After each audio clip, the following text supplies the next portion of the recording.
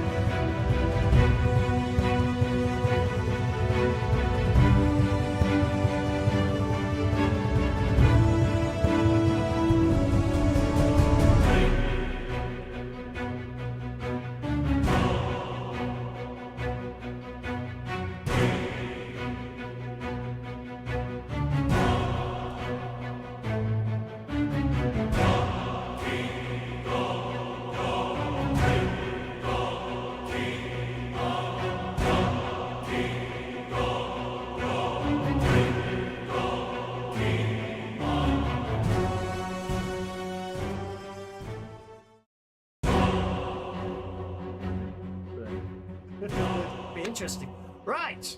Okie dokie. Oh, we got 3 in, 1 connecting. Hopefully the others might turn up. We got the driver, that's all that matters. What's that? Dr. Zargpoff has invented a new kind of ray that creates bennies at will. Activate it now for the bennies must flow. I love it.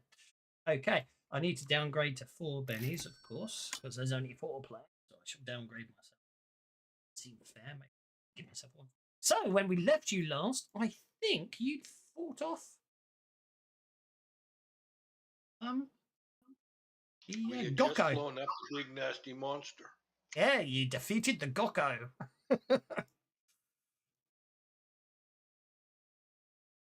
Scary looking thing, isn't it? Okay. So, are you a fan of the comics, or is that just something that came from the book? It's from the book. It's all they've got all the artwork for the book. They had they had the PDF versions of because there's physical books. There's hardback books that are the entire run of the comics. Yeah, the original first run. Starting in the 30s. Collected, Yeah, like they do it with the Marvel and the DC stuff as well. But obviously they've done that for that.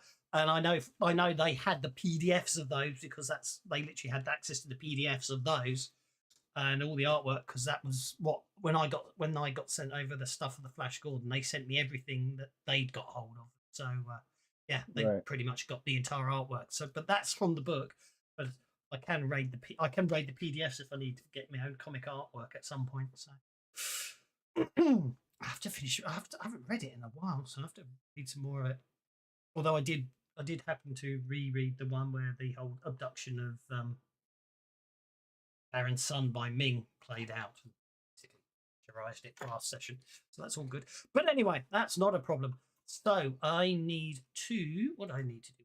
Which is probably bigger than that because it's size 10. So on the space reach. Yeah, let's make it size 3. Why not? Zoom in. I've actually got a token for the Dasher now. Very nice one. It will do. It's a bit steampunky, but it's better than the letter G. Okay, so having defeated the creatures and freed everyone, you just need to complete the charging of. Sorry, no, not the charging. The engines need to be cooled down. So so that was a case of, I think you were running pipes through, and I think you've done the repair rolls for that. You just need to wait for the engines to cool down. All good stuff. Yeah, Zephyr has in that battle took a bit of a blow to the head, and when she shakes it off, she realizes that Lazarus has been badly hurt and reaches out and touches him, and all of a sudden, oh, She makes it worse. She makes it worse. No, you're not supposed to poke your finger in the hole. You're supposed to patch the hole. I'm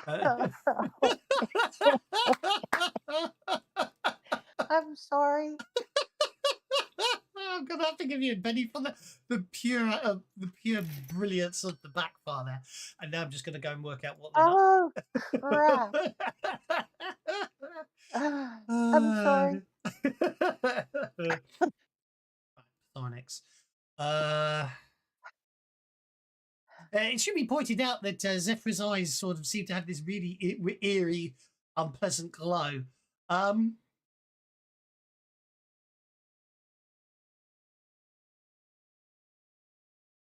Oh dear. Okay. Right. So, Zephyr, apparently your brain overloads and seeks additional friendly minds to absorb the energy. And basically you shake everyone within your smarts range. If they're already shaken, that can cause wounds. Anyway. Yes. Her eyes turned violet. Your eyes turned violet. You sort of cry out in pain, and then everyone else suddenly basically gets a sudden migraine shoot through their heads that leaves them all slightly staggered, and everything goes back to normal. Combat. Yeah, hey, surprisingly, I wasn't in the middle of all of that. Here, Liz, this should help, and I bandaged them up. Indeed. So that's all good. It takes about an hour for the engines to cool down, and then you're able to go on your way. So you're out of range of the mind fry, weren't you? Zephyra seems to have vanished from the map. Zephyra appears to have vaporized. There we go. must have borrowed you for another map.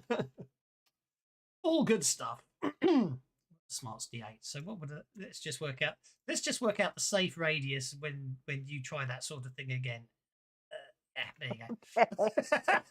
Oh, that's not good. But anyway.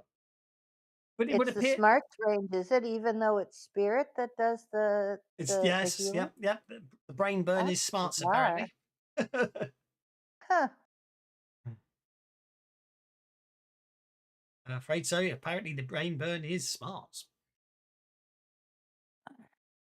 Yeah, not smart enough to know better. But anyway, it's all well and good. And if we bring mode on, we can cooling hose. We'll put some cooling hoses that you ran from the river into the. There you go. How's that for some artistry? There you've got the cooling hoses showing you exactly what you're up to. And yeah, all you need to do now is bundle back into the Nasher, and you can start continue your journey. All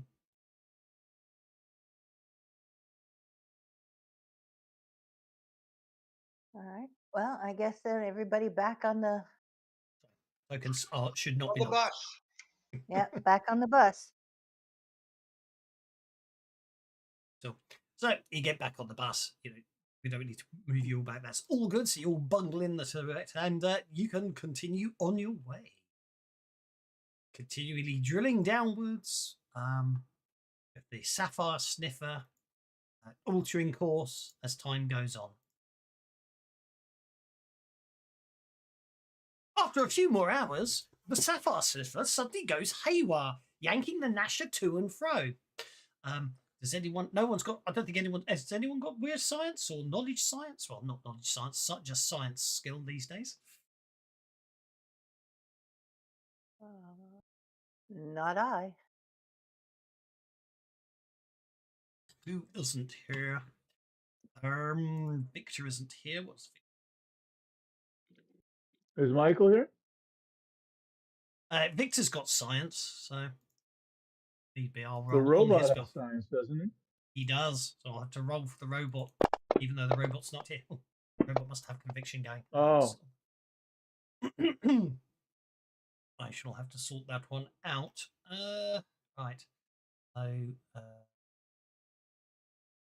X. Here, conviction.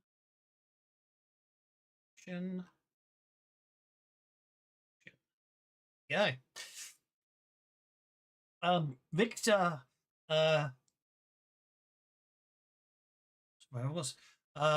Victor determines that it's the sapphire sniffer is not malfunctioning. Rather, it is simultaneously detecting two significant sources of power crystals, one east and one west.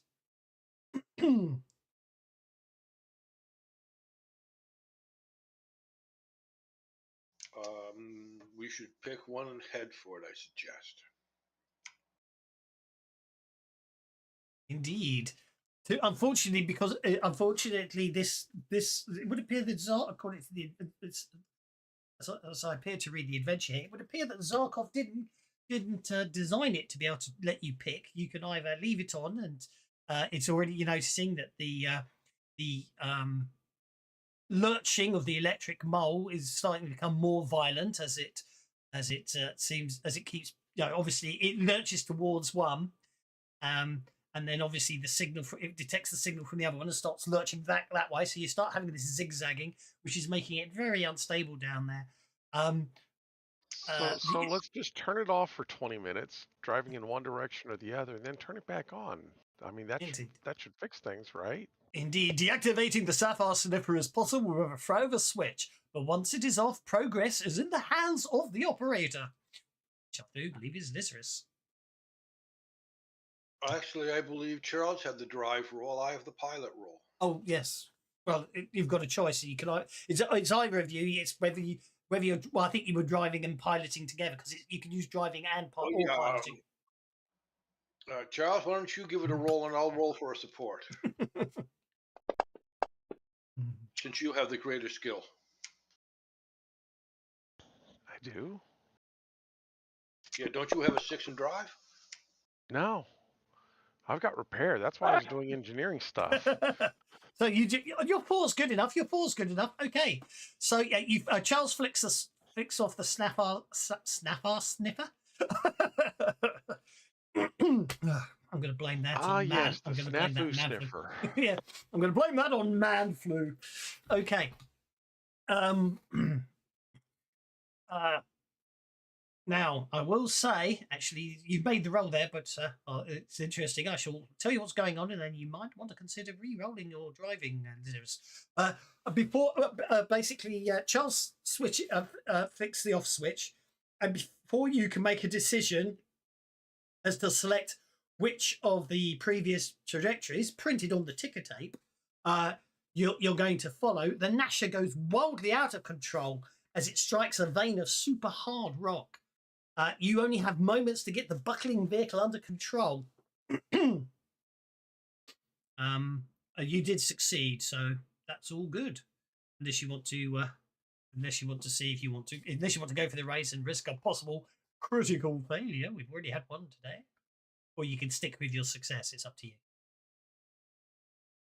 As you're fighting to keep control of the vehicle. I think I'm going to activate my conviction and then do another repiloting roll. Okie dokie. It should be pointed out, conviction does increase the chance of a crit fail. Slightly. Because you only need to roll. Don't listen to him. He's just saying that because you have another chance to roll a 1. You also have 5 more chances to roll not a 1. That's all good. No, it's quite true. One more, it would have been a race. It would have been a race. It's fine. It's all good. No, it is actually true. By spending conviction, you do add an extra dice in, and only 2 of the 3 dice have to roll once to get a crit fail. So that's all good. So you get the vehicle under control. A failure indicates that all occupants suffer fatigue from bumps and bruises before the Nasher. But you managed to stop everyone taking fatigue, which is good. A successful roll spares the occupants bumps and bruises. However, the Nasher suddenly falls. Basically, you manage to control it, and suddenly the Nasher is in free fall. It falls into a lake. Oh. Alas, that Well, one we're not extra bouncing point. around anymore. We're just sinking. Indeed. The Nasher splashes down into the water, kicking up a massive cloud of steam. Okay, and then takes slash 3d6 damage. 8 points of damage versus the vehicle's toughness of 30. I don't think is a problem. Also means everyone inside only takes 4 points of damage, which I don't believe will affect any of you at all. No, you're all unharmed as the Nasher crashes into the water below. Does it float and are we playing boat, Is that- or does it sink and I'm still crawling across the bottom of the lake? Is that our pilot that just joined us? No, I think it's your science officer. Who has calculated at the the Nasher hits the water and immediately begins to take on water. Victor does a quick calculation and determines that the Nasher will sink to the bottom. Will sink. Will basically sink below water surface in 12 minutes.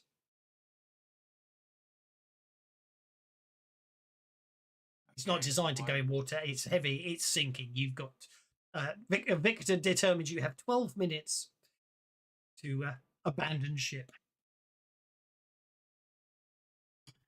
And the near shore is more than 12 minutes away from us, right? The Nasher won't propel itself. All it's going to do is fill with water and sink.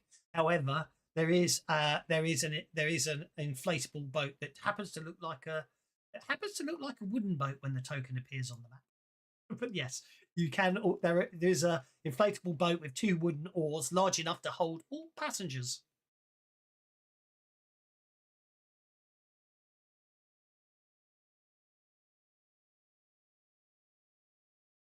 Well, get that out and inflate it. Time to abandon ship. Vehicles. Said the rowboat. Grab all your gear and all your rations. Does anyone happen to have boating as a skill? Not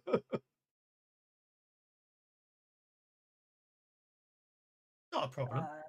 It's not a problem if you don't. It's just obviously means if stressful situations take place, I'd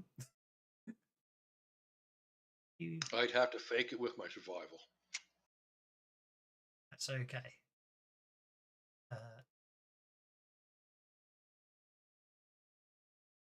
Go. See, Charles is actually convinced that this thing could drive a little bit, at least get us a little closer to the shore. I mean, it's got this corkscrew kind of thing going at the front, and that's some of these boat drives. That's exactly what their propellers look like. So we just need to turn this thing on and drive for a little bit. It should be pointed out. It should be pointed out. One more point on Elizabeth's conviction on his piloting, and he would have been able to gain control of the lake. Alas, however, that is not to be. There you go. I'll give you a. But Charles just trying not to fall over and drown is what all of his arguments are about. No, I understand completely. Okay, so you all bundle into the rowboat, having grabbed all your gear. So, question. Is it still functional? No. It's not water. Well, functional doesn't tell me. Airtight, no. Not worried about airtight. I'm not worried about airtight. I'm worried about would it still move? No. Okay, so the tanks or whatever would be shut off and it'd be basically dead or whatever, right?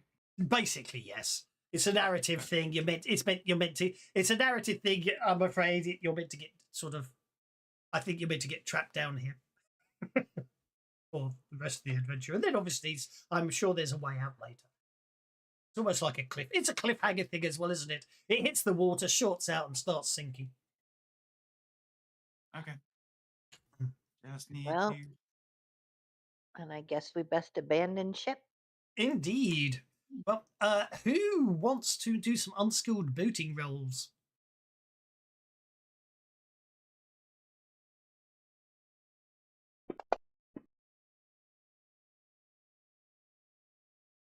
I'll support somebody. How Yeah, deep is the lake? Do we know? Sorry, how what? Sorry, you cut out. Can we see the bottom? Do we know how deep? Oh no. As the Nasha starts sinking, as the lights as the Nasha starts sinking, as you row away, the lights disappear quite quickly. It's probably quite deep, I'm afraid. Very dark. Okay. Keep an eye out for other critters in the water, please.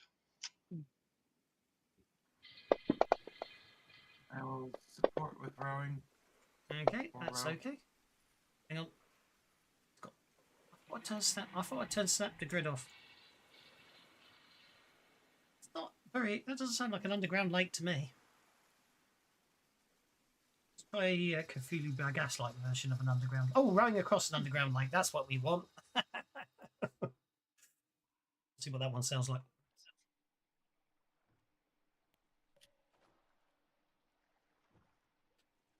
Okay, and as I say, unfortunately, the Nasha sinks beneath the waves.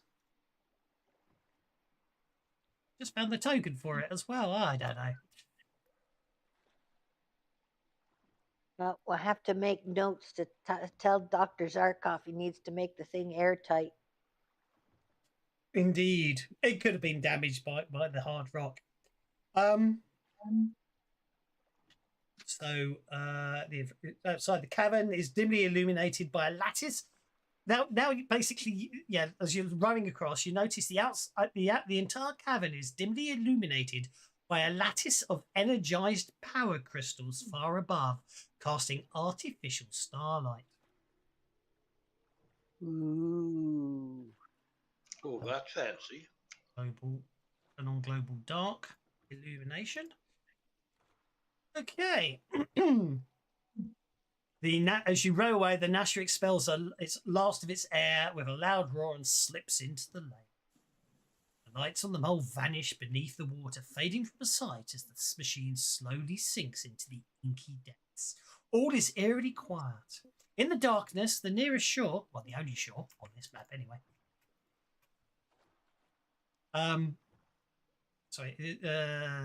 The nearest shore appears to offer something resembling a beach, and upon it, lights move from side to side. From this distance, it is unclear who or what is responsible for it. Can I have some notice checks?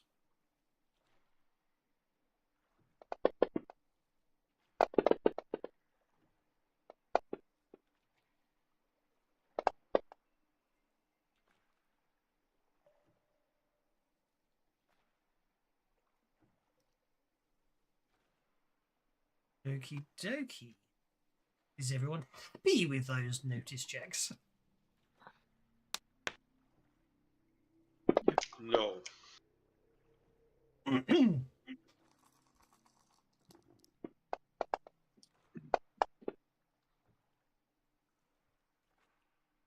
That's better. Okie dokie. So, Zephyra and Lizarus, you notice there appears to be wakes coming towards you in the dark.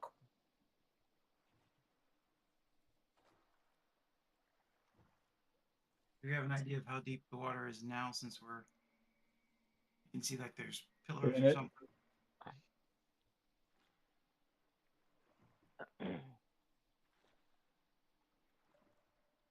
The things Okay. out in the middle of the lake, are those islands or are those pillars? I'm going to treat them as columns connecting from the ceiling to the ground rather than actual islands. Okay, so they are not safe to. There's nowhere to get out of the boat onto those. You can cling on to them. They're probably where the water's at water level. The water's probably eroded into them over time. So there'll be a narrow ledge on them if you need to sort of cling on to one, but they're not really worth. You know what I mean? Okay. Can we tell how deep the water is at this point? You can't see the bottom of it. It's very dark. Even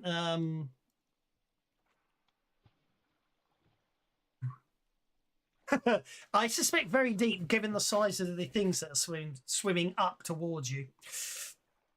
Oh, we have things swimming up towards us. That's what you noticed. Oh, I misunderstood what you were saying. I thought they were coming towards us from like over to the left. No, I misunderstood. They are literally they basically the Nasha. I misunderstood what was going on. Basically, the Nasha falling into the water has sort of awoken these three things that were sort of underneath. So you might have seen a wake. You saw a wake. What I'm going to say is you saw a wake of water over where the Nasha was. So something's coming from that way, and looking. As you sort of look around you, you suddenly notice there's very large dark shadows getting bigger and bigger coming up through the water. I Well, think that's not we need good. to paddle faster. Is there a rope at the front of the boat? Logically, there must be, yes. Okay, I am going to fly up. I'm going to grab that rope and fly up and start flying towards the beach and pulling the boat as fast as I can. And if you guys Okey-dokey. row them, maybe we can outmaneuver these things. Edit list, ungroup you from the boat. There. Boat needs to be considerably bigger because everyone else is on it. Let's see. Worry about putting people on it in a second. They can go on. hold because String my bow. I need to be there right now. And okay, let's see what happens. So yeah, you grab hold of the rope. Make an athletics check. What's your pace? And flying.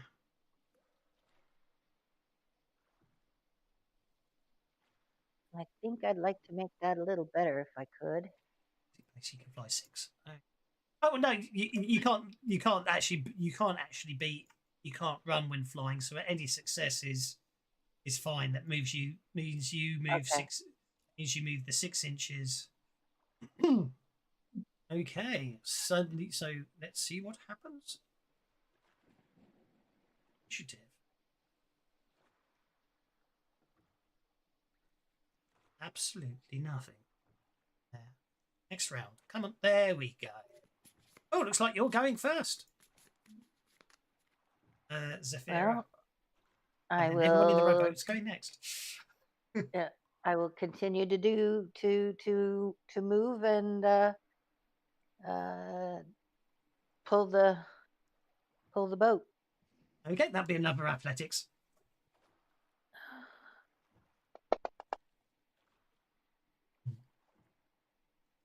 Definitely Benny that. In stressful situations, you get to yeah, make you roll because the rules. Go for it. Let you Benny that.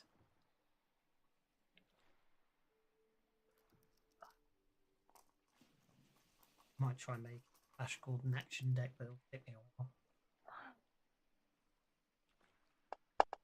Might see if you can buy one. All right. Well, there's a success.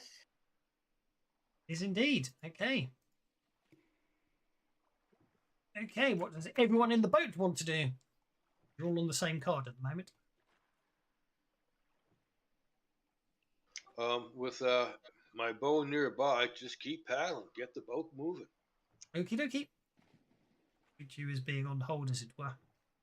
Okay. Row that boat, I guess. Yeah. Well, you're being towed, so you can. Is it more about what you want to do? Charles, row the boat ashore. Isn't it Michael? Nobody Well, here is named Oh, Michael. There it is. And I was going to say, Being a cave dweller, would I be familiar with these monsters?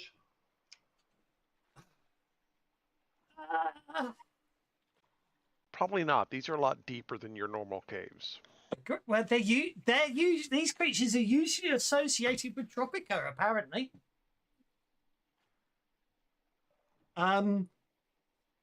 Basically, yeah, aggressive creatures of Tropica, territorial cave dwellers that resemble large earth leopard seals. I do have a picture of one. It's definitely smaller than than these ones.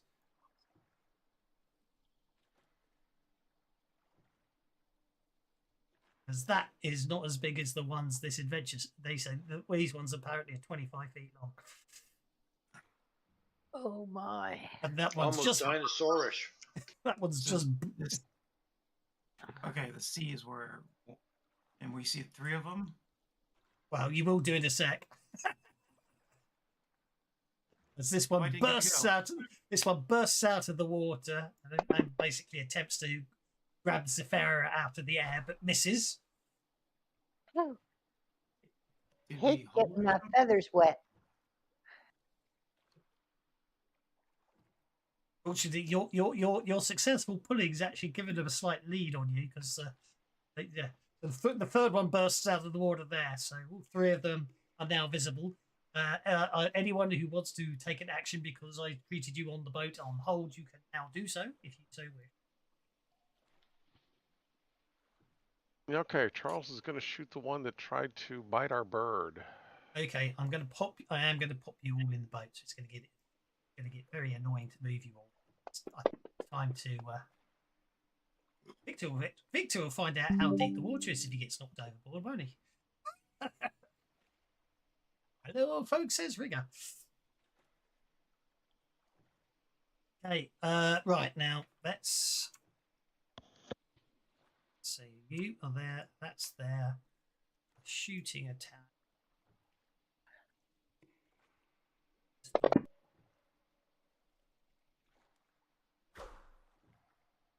Because I wanted to factor in the large size. So if even though you rolled a 2, which is -2, but you rolled a 0 all told.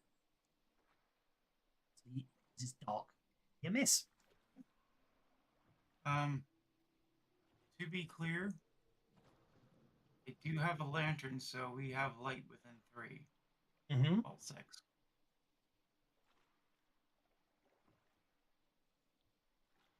Did anyone activate it? Because you can certainly activate it on your turn if you want. Yeah, you did. I'll give you the benefit of the doubt. A 2 was still miss anyway. 2. Okay, dark I have it illumination. equipped, not carried, so. Okay, I shall give you the benefit of the doubt. Global effect then. Well, it's only. I'm just saying within 3. So anything 3 and 6. So anything beyond 3 and 6 would get that illumination penalty. I'm just saying. Yeah. For those that are in the boat. Yeah. It's annoying that you can't do illumination on maps cleverly. It's all or nothing. So actually, a 2 plus 2 will actually hit, Charles. Yay! Bang! Okay. Yeah, kind of what I expected. That's why I wasn't worried about whether it hit or not. No, I know. And Liz was, which one did you target? I think you targeted anything. Right, target. Give me a sec here.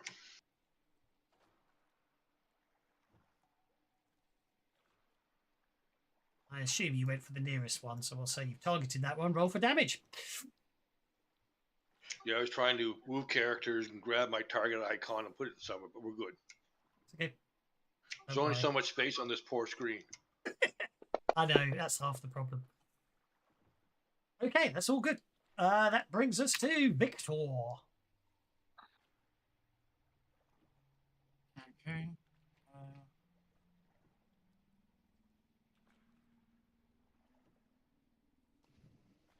I need to prove its rate of fire. That's right.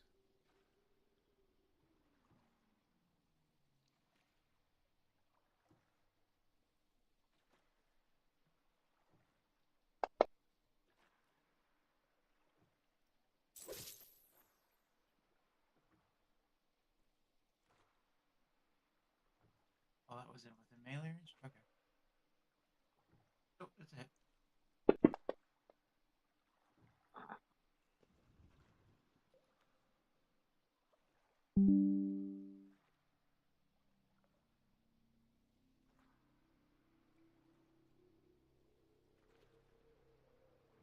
All right, so Azul is going to release some of his blue goo out this way. Now, I know that the light only goes to the first one, but considering that it is a template, like a cone template, does it matter? The second one would be in dim light. So Right, but the template's already going in full light. Yeah, exactly. Is what I'm saying, and it continues on. So, is there going to be any kind of penalty for that? No, because of course well, it's a code template, so you can't skip from there, aren't you? So right, that's what I was. That's all I was because I've got them both targeted, but I don't know how it's going to work when I, and everybody's using that, so I might as well too. And I'm going to go ahead and also. Did we notice if these are heavy weapon dealios or no?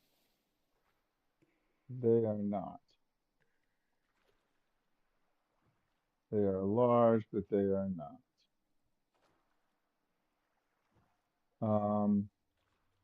So I will just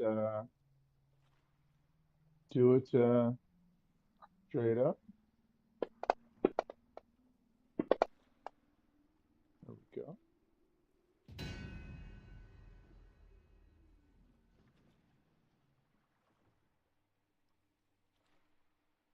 Do Not that. sure why I'm hitting Zafira. Not sure how that happened, but I will take care of it. Right, roll the damage. I've got rid of targeting. Did you get rid of Zafira? I did. There we go. Okay, cool, because I couldn't see it. All right.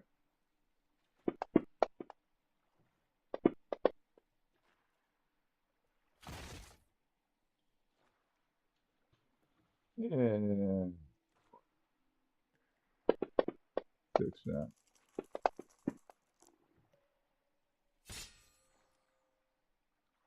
Give it a wound on the first one. I'll live with that. Oh, what's with Benny added to GM Bennies?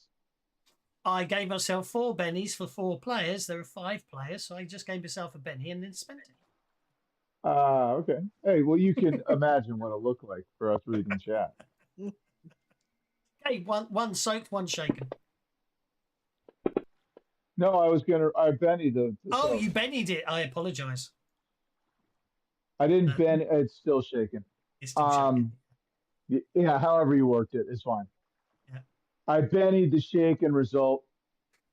Yes. I'm not going to benny that. I didn't. So I'm yeah, done. that's fine. Okie dokie. Right. Doesn't matter. Second round. Oh, and then I'm going to, if we're all in the boat, I'm going to come and like kind of crouch in between these guys and hide. Okay. You notice the mysterious lights on the shore have vanished. The mysterious light on the shore has vanished. Apparently. Mm-hmm. Okay, new round begins, and it looks like actually did there. Yes, it did. And it turns out everything's exactly the same as it was before. That's quite annoying.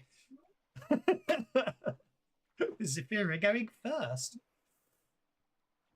All right. Well, let's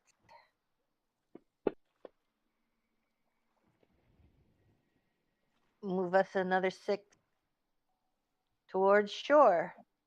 Okay. 6. Then if I use the selection mode, I can with you. Move you all 6 to there. That. Targets. Oh, it is under there. They just can't see it anymore. Right. No problem at all. Obviously, athletics is just your move action, so you can do something else if you want. That athletics is just your free move action, if you want to. Oh, okay. So I could still cast a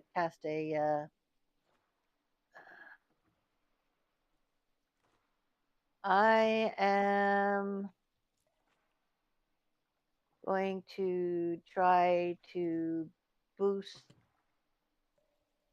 everybody's shooting, I guess, would be the one most everyone's using. So I say don't bother with the mage since he's using spellcasting. okay. Just as a PowerPoint efficiency. Right. Exactly. Because I'm spell casting. You don't want to mess with me because I'm not going to do me any good. Okay. Then Is that just 3 you're targeting? Yourself, Lizarus, and Charles, or are you targeting Victor as well? I lost track. yeah, I will do well. I'm not shooting at the moment, so can I do it? So it's just on Lizarus and Charles, since they're the only 2 that are. Or Victor. And Victor. shooting comes from agility, doesn't it? And But Victor's shooting, isn't he? Yeah. Yeah. I misunderstood. You said you didn't mean you when you said yourself. I got confused, so I apologise. That's why I was trying to I was trying to clarify if I untargeted wrong people. That's all I was trying to do. Yeah. Okay, so that's Vic one. is That's also- one casting and 2 additional targets on boost trait. Okay. On casting and 2 additional charts, so that's 3 and 4 for the additional because it's +2 for It's 7, additional targets, isn't 7 total, isn't it? So- Yeah. it? 7 points. They made boost trait quite expensive, didn't they? Yes, they have. Oh, crap! I've got my. That only costs you 1 power point a failed casting. Don't forget. Yeah, no, I'm gonna Benny that. They are indeed. They are on a boat. It's under there somewhere. Oh look, you can just see the planks there somewhere. Ah, successful casting with a raise. Okay, so that's, and we said that was 7 power points, wasn't it? It was indeed. Which leaves me with 8. That's a boost trait 2 dice. That. We'll turn that to shooting. Copy. Copy. Copy. Okay. That brings us to the rowboat and Charles. Okay, Charles is feeling a little more, capable, I guess. And we will target the. Make sure we got the right one targeted. There we go. And we'll try and shoot him again. Bang! Yeah, with a raise.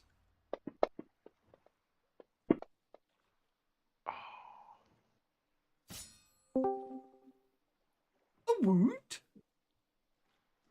Flash on. Oh, there he Okay. is. That's a wound.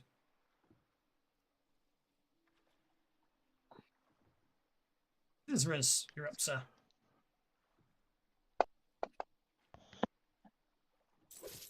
It's a hit.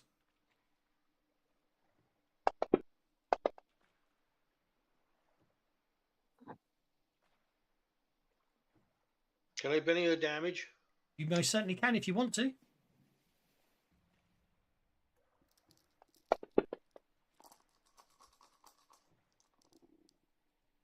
You got to get a 12 or better. I'm done. I can't penetrate that tide. Victor.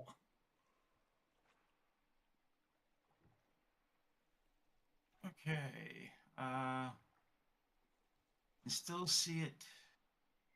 Is it, how big is its like mouth or eyes or stuff like that? Well, judging by the if you look, the head of the neck seems to be the same size as Flash, doesn't it, on that illustration? So only like a -2 on a. I'd say only a -2 for a cold shot to the head. Yeah. Well, cold shot to the head's always -4, isn't it?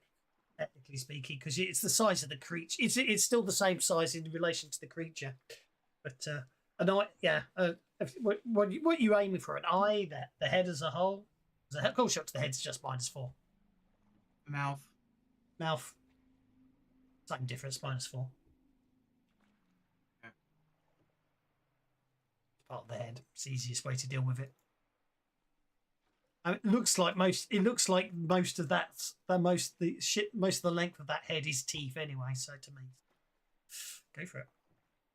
Ooh.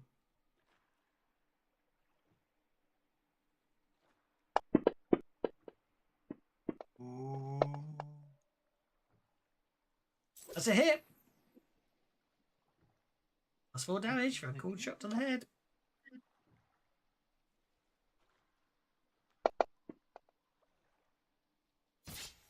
It's a wound.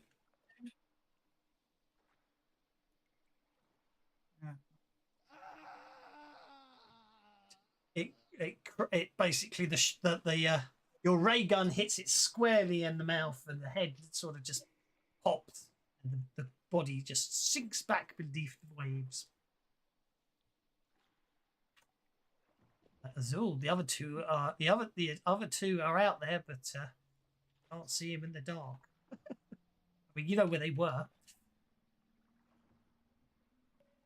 Yep, so I'm going to just fire off into that same direction. I'm looking at you, Jabby. Get. They're still both in range.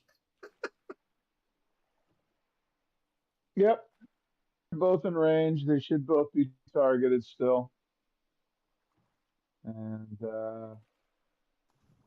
I still have conviction, so.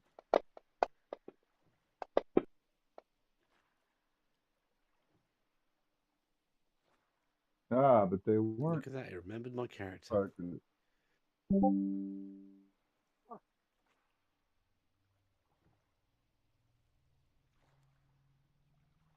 Huh. It's not letting me drop it on them. That's because the tokens in the way. There you go.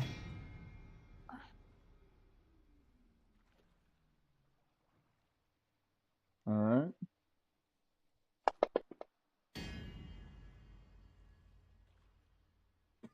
Okay. And then away we go with the damage. Come on, give me a 6. Are you fucking with me? Pardon me. Don't want to get you flagged.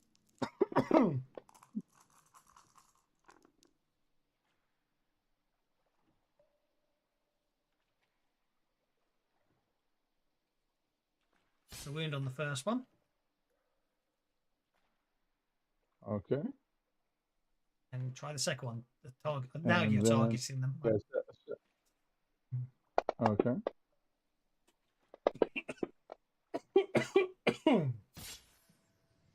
That should be a on the wound. second one. And then what I'm must be going me? to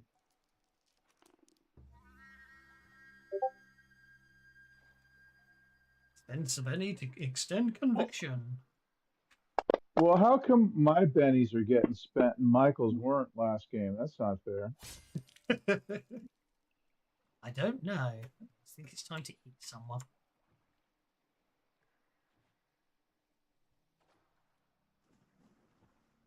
Okay. Rush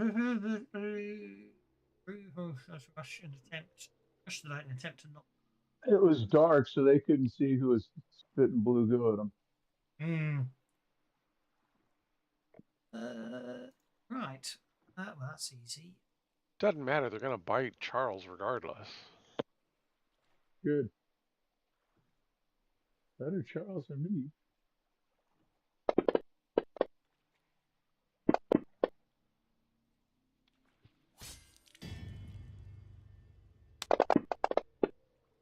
Oh, it's eating the rowboat.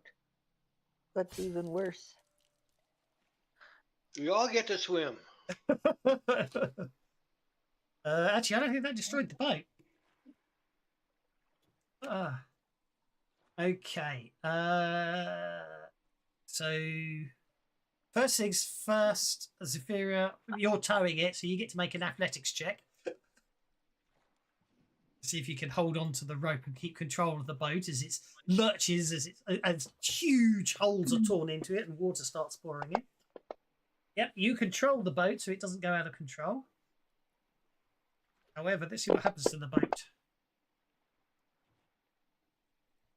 Okay. So the boat's taking on, basically the boat's taking on water, so 10% is 10% of 6 is. We're going to say, yeah, you can, because the boat's damaged and dragging the water, you can only move it 5 inches now. But it's still it's still floating at the moment. Say at the moment, but I think we've reached one. This one, they both basically dive down to be underneath the boat. Yeah, unfortunately we've reached one. This one's going to reach the boat as well. Trade on them. I couldn't move. Oh, that's terrible damage. I think I'm going to re-roll that.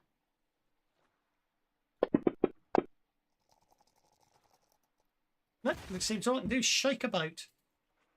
Which does mean, again, I'm afraid you've got to make another athletics check because it's trying to wrestle the boat away from you. Let's see what happens to the boat. I was Okay, so gonna no, I'm just say rolling that. to. I'm just rolling to decide whether you want to Benny or not. Okay. Okay, yeah. So basically, the boat will literally sort of raise up out of the water and splash back down. That will cause everyone inside the boat to become distracted. So it's up to you if you want to spend a Benny on that. I don't think you guys want to be distracted, do you? Preferably not. It's hard to shoot back when you are. I'm sorry. What was that? Thank you for the Benny.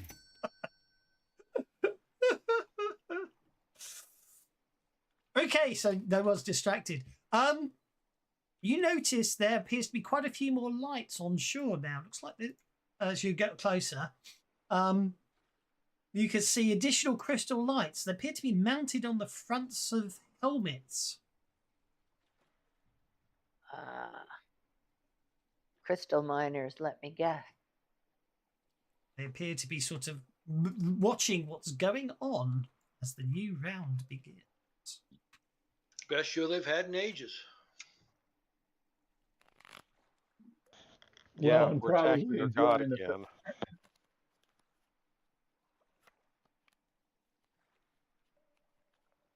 Obviously, no one's got ace, so they can change the card on the. Okay, obviously, it's okay. You can. It's up to you whether you want to roll again. But obviously, what we're going to say is obviously one of them still got a good grip on the boat, and try as you might, you can't pull it free. But you can still act if you want to. That was your movement, or you can try and pull the boat further. But it looks like they probably got hold of it.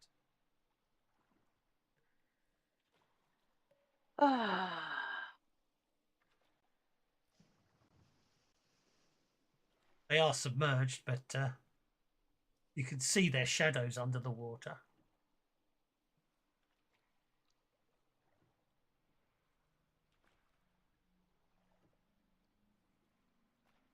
I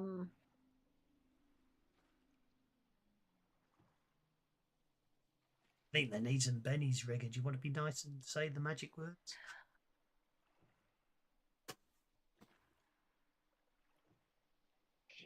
Can't just give them. I've got a reputation as an evil GM top.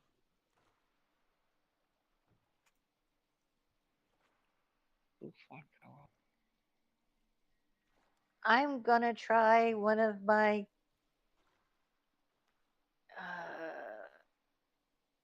psionic things, if I can arrange the template to do. I want to cast confusion, and it has a range of smart. I want to cast confusion on those two carnosaur thingies, cavernosaurs. So that's 1 power point plus.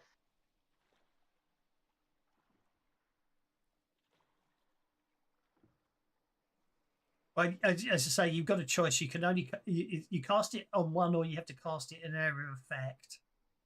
Yeah. So But if I do an area of effect, I can also do selective, right? You can still target it's a better gamey here. You can target the area of effect to be centered on the extreme edge of the light. If you see what I've done there, therefore you don't need to be selective. But if you needed to, if you needed to be in the dark area to not hit anyone friendly, then you'd either have to sort of have a -4 on the casting for the darkness, or be selective, a purely metagaming point. You can dump it there, target them both with confusion. That is what I shall do.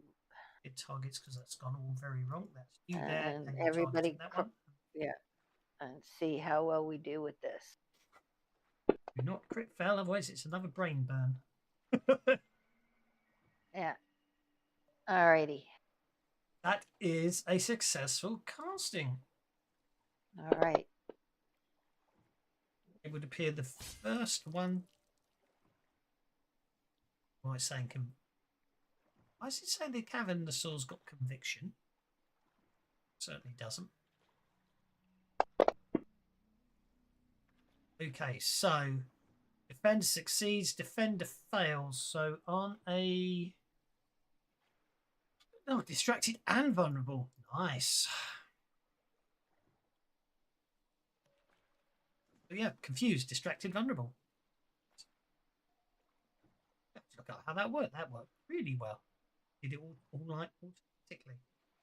Now that Excellent. Pathfinder. Okay, so that was the large.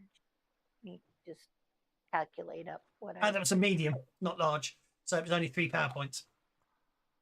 3 power points. Okay. Yep. Okay, Cavernous Saw number 1 is obviously going to take another chunk out of the rowboat.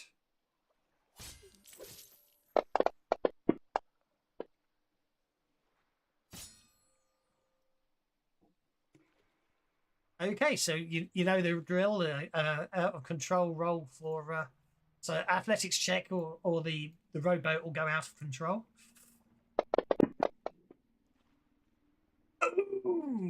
Oh, that's lucky. I thought that was worse than that.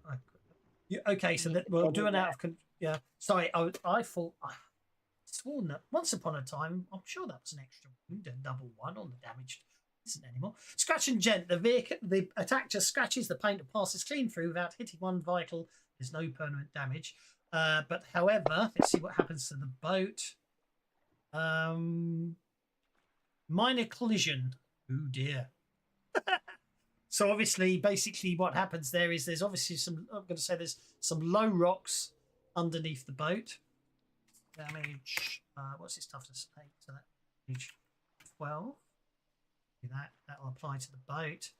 I don't think it matters at this point. The boat takes a chassis hit. Unfortunately, that is enough to break the boat up, and the boat breaks up, and you basically, all of you are now floundering around in the water. Oh. I've already had my turn. According to certain hindrances, the first person to be attempted to be gobbles as everyone falls into the water is Charles. But that's a miss because it's confused. It's actually snapping at the boat, thinking it's one of the tasty companions. Does anyone have the can't swim hindrance?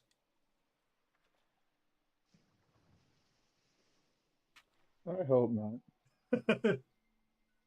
Um, That sounds like something I would do. Nope. Charles, I don't, but I'm not there, so it doesn't matter. you're in. Oh, you are. You're in the boat. Sorry, you're in the boat. So let's dump you back in the boat. Hang on, you shouldn't all be in a group anymore. So let's ungroup you. So we'll actually do it. That changes the order. So we'll go with.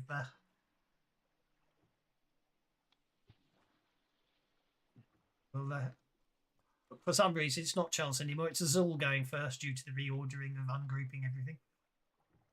So Azul, you're in the water. Can you? First things first. Can you swim? I can swim. Okay. What do you want to do? The water's very cold. Yeah. Well, we need to kill these things, so. So I appears the lights on the bank are sort of watching fervently what's going on.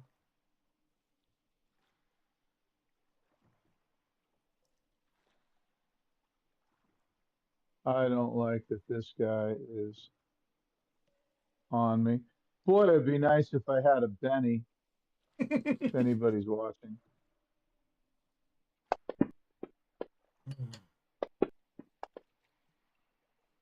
You don't need one with a race like that.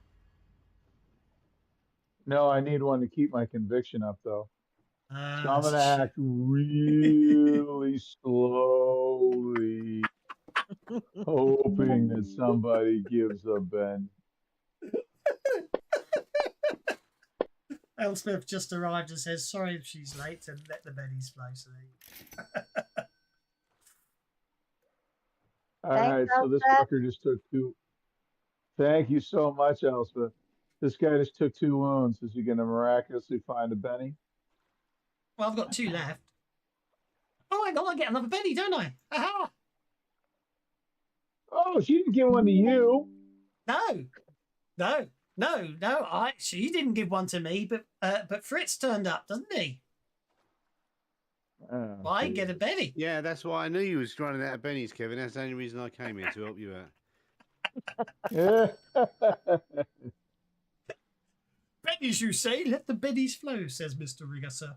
Okie dokie. So what did you do? You asked I did 2 Mangomancy wounds. Burst,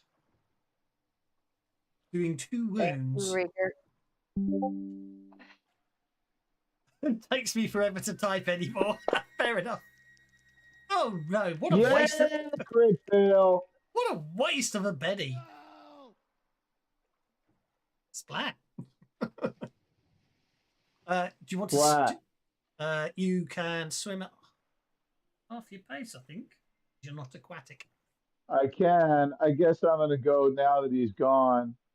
Let me see what my pace is. I think it's 6.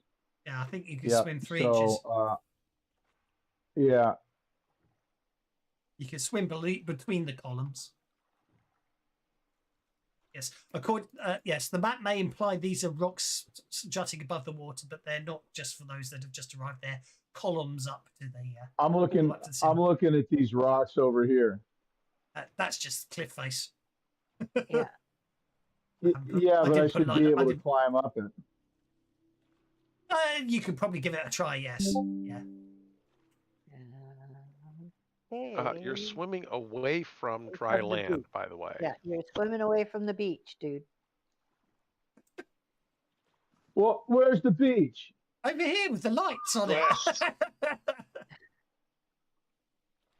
But there are no lights on that. All right, then I'll go back. There you go. You can swim Hang that on. way if you towards the beach. There you go. Yeah.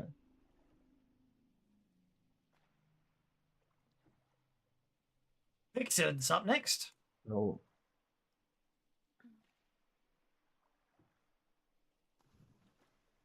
Go see a bunch of hostile miners. They don't look hostile to me. I see red circles Oh, they around look them. red Sorry. to me. Who is Cave Sore 3 bothering? Charles. Actually, it's still chewing through the bottom of the boat at the moment. It's confused. No, we've all been knocked out of the boat. Oh yeah, the boat's gone. You're all now in the water. So unless you have the can't swim hindrance, even though you're a robot and logically you'd sink without a stone, because if you don't have the can't swim hindrance, you are able to propel yourself across the top of the water, of course, I'm going to argue. Is this something that would require both arms? Well, you got 2 legs as well. 1 arm and 2 legs will probably do you. Okay. Yeah, all he has to do is just start spinning his feet round and round. They become little propellers. It's all good. Exactly, yeah, exactly. He can probably flap his legs really, really fast. You can probably just do it with your legs. You can swim with just your legs, can't you? So no, you don't need to use your arms at all. Okay, you can swim. You can swim at half your pace.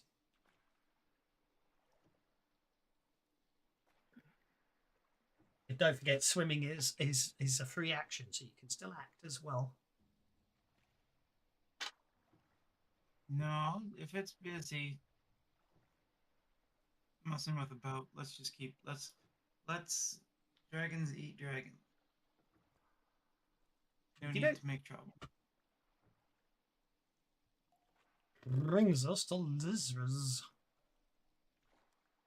Okay, Lazarus does not like cold, so he's going to do his most expedient to get out of it. And pardon Indeed. my Oh yes, you views. really don't like cold, do you? No. Swim about 2 strokes over to that closest stalactite and climb it. Yeah, no problem at all. Having Make an wall athletics. walking wouldn't be Just hard. athletics for your swimming and then your subsequent climbing.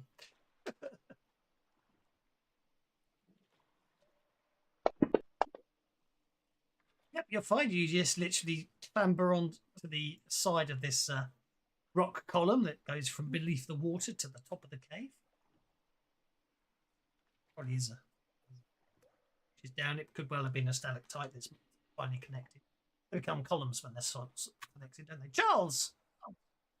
This thing seems to be eating the boat all around you. Lots of very sharp teeth. Charles is going to attempt to grapple the thing's mouth closed. Okay. Sounds very brave. And you know what? He really, really wants to make sure that he can do this. He's trying to save all of his buddies here.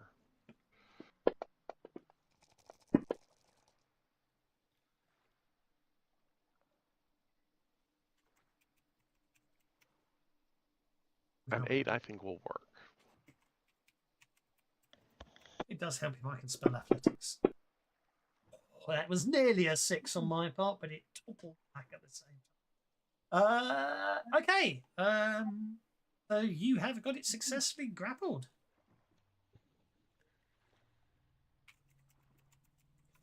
Mind you, hang on.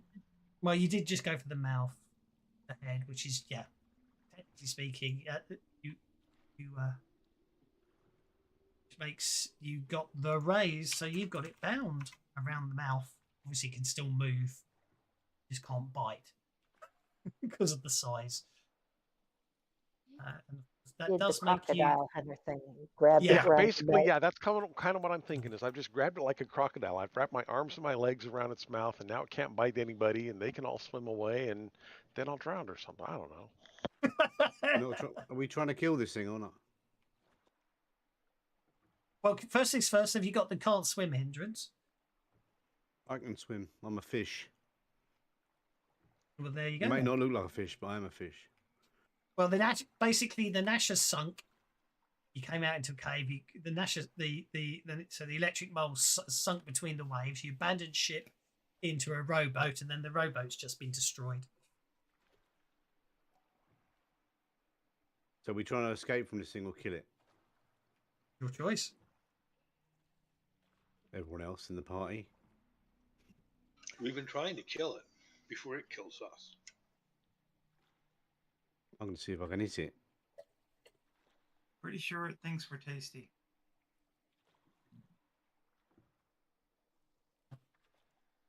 Typical players. Don't ask for help from the guys on the side. They're quite happy to help. I think it does think we're tasty for sure. You're probably in for a shock if you try to eat Victor, but the rest of you probably taste nice.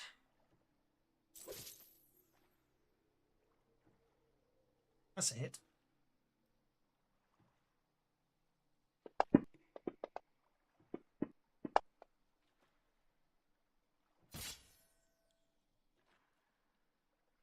It's a wound.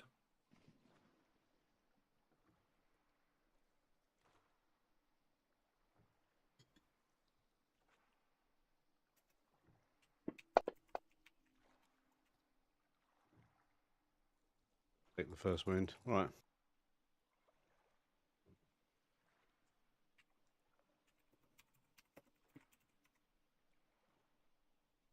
Okie dokie. New round. Let's see what we get on there. Did you put the wound on it? Because it already had -1. Now it's got a... No, it didn't already have a -1. It did. It only had a -1 after I applied the wound. Yeah, look, it's been a -1 since you put me on the map. There's been more than one. There were 3. I can only see one Carnivorosaurus, and it's got a big -1 on the map.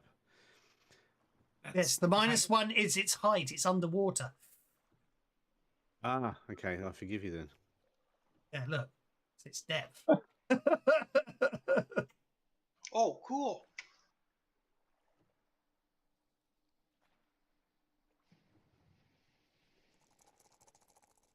But we're all -1, right? Well, no, you're all swimming on the surface, apart from Saphira, who's... Oh! Yes, yes, yes, yes, Right. yes.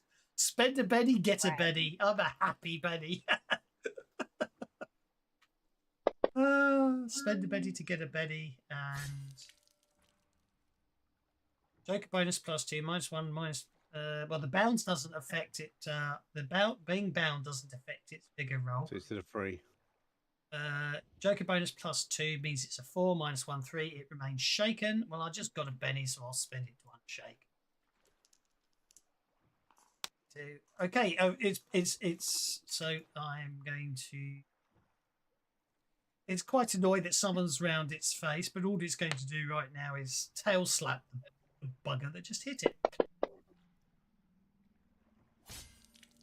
And basically, you use your trident to parry it off, but the huge flukes of the tail come out the water, and it totally fails to hit you. That's why I use the trident. No, it hits you actually. Like Aquaman. No, because the tail isn't bound, therefore the tail doesn't have the -2 penalty. No, your parry still misses you because of your. Yeah, it rolls a 6, but it needs a 7, so you're actually okay, even with the Joker bonus. Okay, Zephyra, you're up next. Oh. Okay.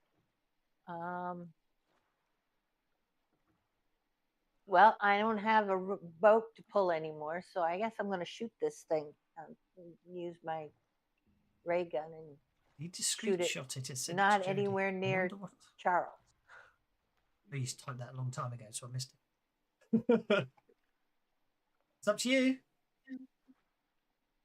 As I say, the miners seem to be watching intently, trying to work out what's going on.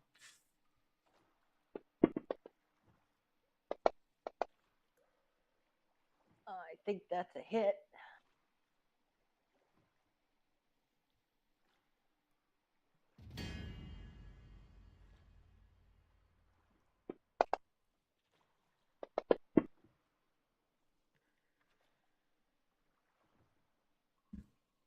Beam of energy from your ray gun pistol is obviously just dissipates as it hits the water.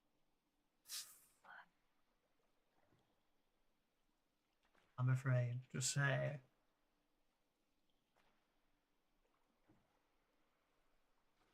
So that if I Benny it, will it? Reroll if you want to Benny the damage. I said that the wrong way around. What I meant was you can spend a Benny to reroll the damage. Yes. Right, you shake it.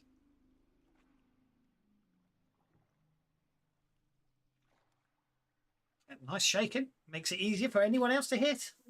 Hurt it. All they need to do is shake it now. Always be happy with a And I'm shaking. going to move my movement. I guess I'm back up to 6 now. Yes, you are. Yes. You can fly your normal And that'll pace. get me to the... Oh, wait a minute. No.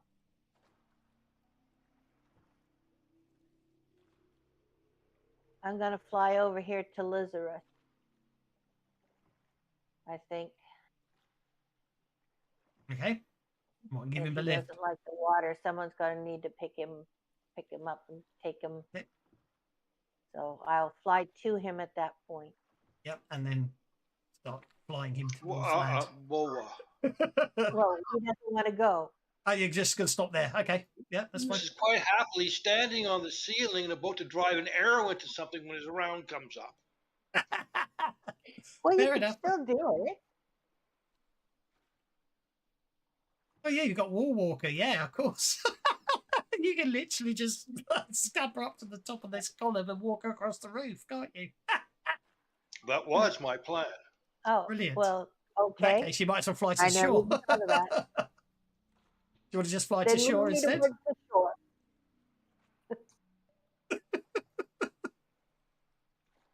Well, you fly to shore.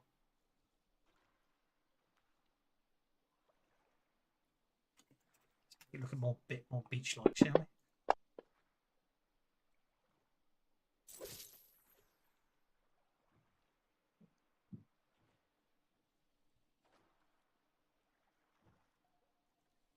That's a hit. Did I just hit that? You did.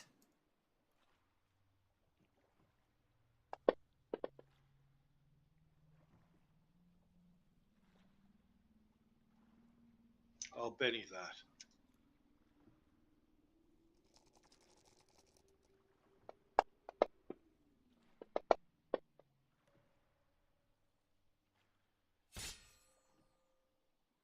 There we go. Take that, you nasty fish. That's not making much difference to the sand. Okay. I'll put a bit of sand on the beach anyway. That's a wound. Oh, that's the end of that one. And with that, the combat ended. So you can all basically make your way to the shore. And let me unlock tokens. Just accept your moves, it's easier. And unlock tokens as well for those that haven't moved.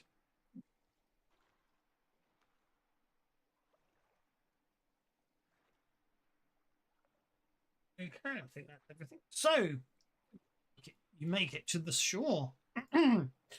Upon the shore of the strange subterranean lake, you're met by a band of mole men. They all wear hard hats with glowing crystal lamps mounted at their fronts and wield stone clubs. One mole man, who stands slightly taller than the rest, wears a light-coloured cape and radiates an air of superiority. She steps forwards and introduces herself. I am Scarlo of the Mole Men. Who are you and from whence do you come?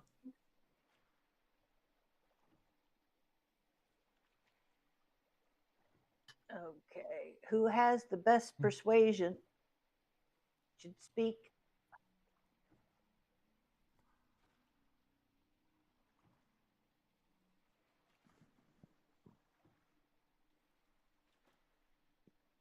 I have a D6. I don't know if I'm sure someone's got better, but I can help with a 6. I've only I'm got a a 4. D4 in it.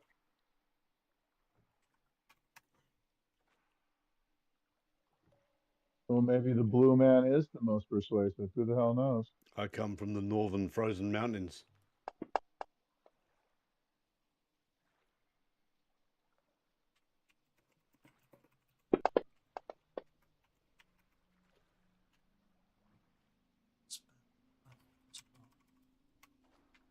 So that would be a 5, I guess. Just the standard ones. Well, persuasion is only if you actually try to persuade them to do something. So just talking to them is absolutely fine, not a problem. Just wanted to check something. Okay. We're out of melee, correct? Yeah. You are indeed. Just quite happily clamber along the ceiling.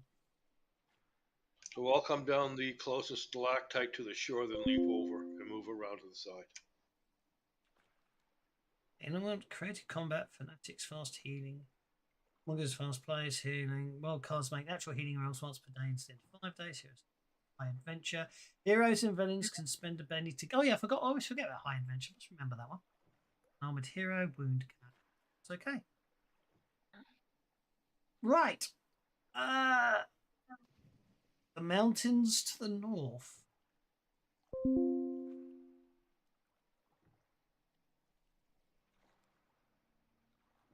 Intriguing.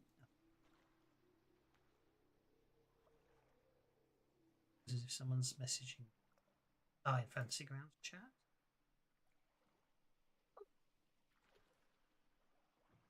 Oh, I'm going to later. There we go. What happened? Oh no. So, as was pointed out on my last Savage Pathfinder, they've released an updated PDF version of Pathfinder for Savage Worlds Core Rules PDF, but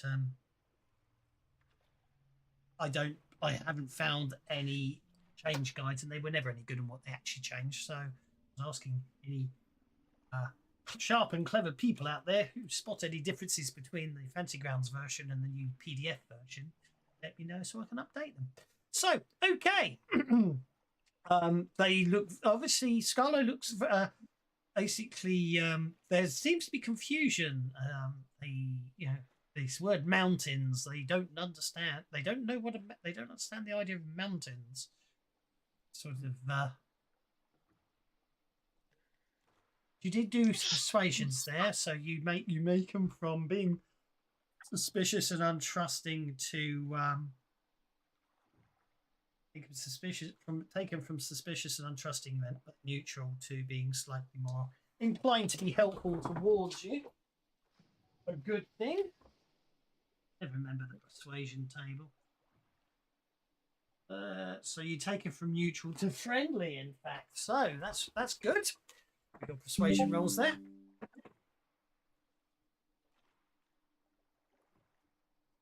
I kind of hate that. You're going to send me an update printed book. Yes, I know the feeling, but maybe well when they do the reprints, they might reprint it. But yes. Almost saying some stuff. I'm not too sure.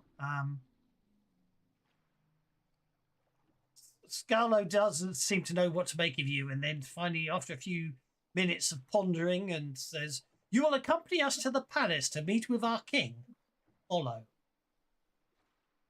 With that, Scarlo and the people sort of indicates that they will lead you away from the lake to a dark tunnel. Are these like mostly humanoids, or do you have an illo of them? Let's have a look. Molemen and Mongo are a squat race of humanoids that resemble their earthly namesakes in several ways. They have large shovel-like hands tipped with thick claws, little to no necks to speak of, and beady eyes. Well, they literally do look like mole men. Gotcha. Thank you. They've got stone clubs, apparently. Follow in line. Yeah, I guess I will land since it looks like I'm still flying, but I will land and follow along. Okie dokie, no problem at all. Okay, with that, you they lead you into a large dark tunnel, and explain because you made them friendly. They are taking you to Wandu, the kingdom of the Mole Men.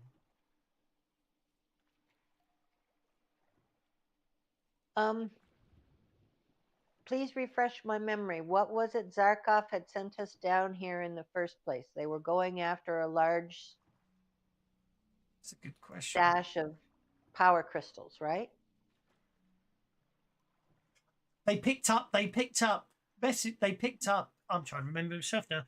Didn't they pick up transmissions or something beneath the earth, indicating that Ming was up to the Imperial? Yeah, something down here is digging crystals, and that's signs of intelligence. So he said, "Go see who's being smartasses," or something like that. Oh yeah, Digging going on. We found who's digging. they heard voices coming deep within the bowel of the planet. While the chittering was almost unintelligible, I did, with the help of linguistics specialist Dr. Mann, catch several references to light stones. So that's it, yeah. So mysterious voices are concentrated in this region here, some 10 Mongo miles down. They know of a successful source of white sapphires. It could be invaluable to the rebellion. So you've been sent down there to... Right. So And that's what these guys are wearing on their helmets, white sapphires? I think it just said power crystals, didn't it, from the description? yeah, Other than full-blown white sapphires, but white but I sapphire... believe the white sapphires are the very powerful ones. Yes. Glowing crystal lamps. It just says glowing crystal lamps.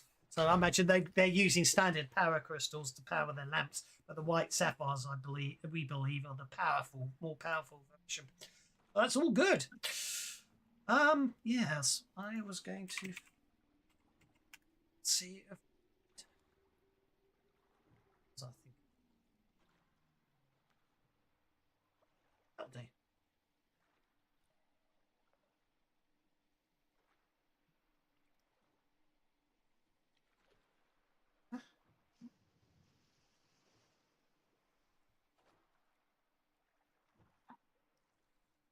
Well, why don't I just do delete NPCs? That's easier.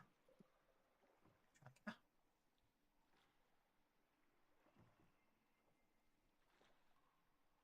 Do that again. Delete NPCs. Stay there.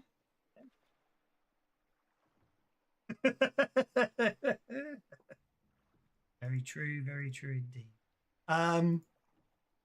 So actually no, add to tracker, that's all good. Sorry, I was just trying to sort something out there.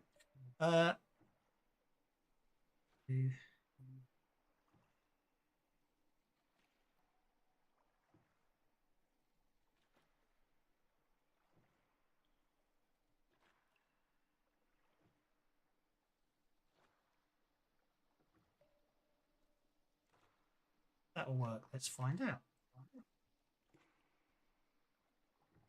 So it's no.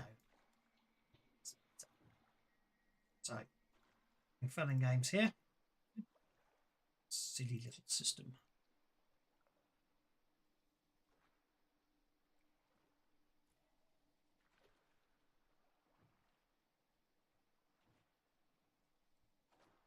Oh, I give up. Yeah, let's forget that fight. Can't be bothered.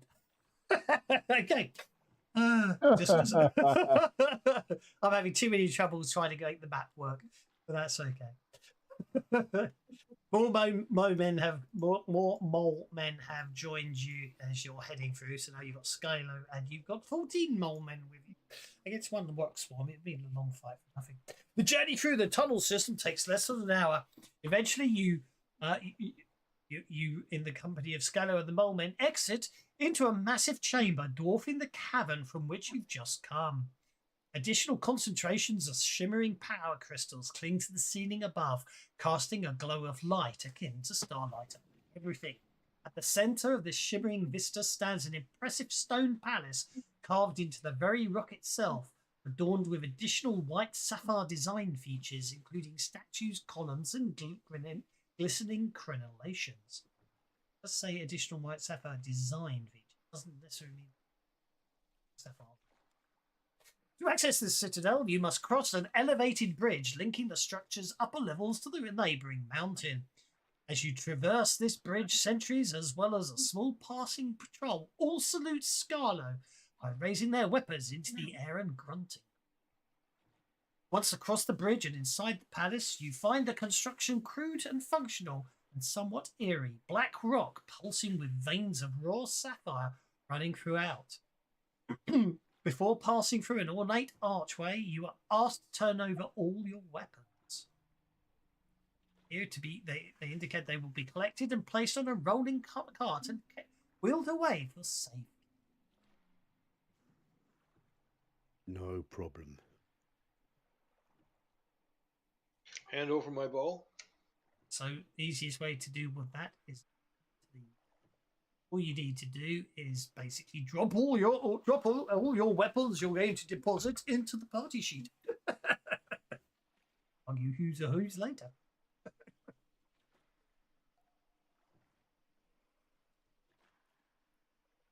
Go to inventory tab on the part. Yeah, we go. Patience, I have to find it first. It should all be on the weapons tab with your character sheet.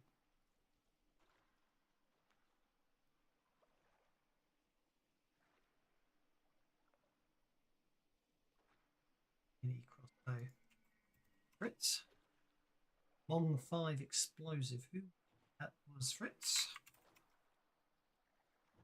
Longsword and the trident and the mini crossbow are mine. Yeah. And pistol, Zeph. Sharp knife, Zeph. Spear. I'm intrigued to know what you're going to do about your integrated gun arm, Victor. Do you have the means to disable it? Yeah. You have to remove his arm. The electric whip is mine as well. Trident is Fritz.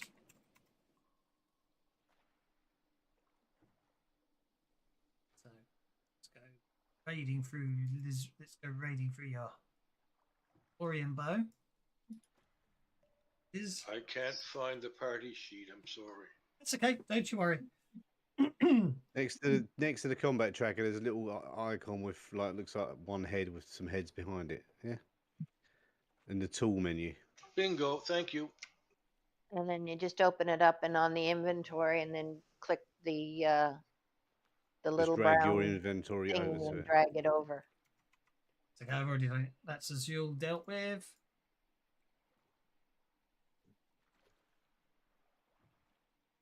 Oh, I thought we were going to be on the honor system and just not go through that.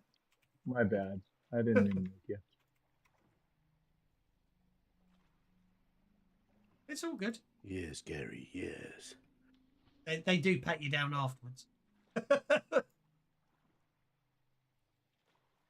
Oh, is it Tuesday already?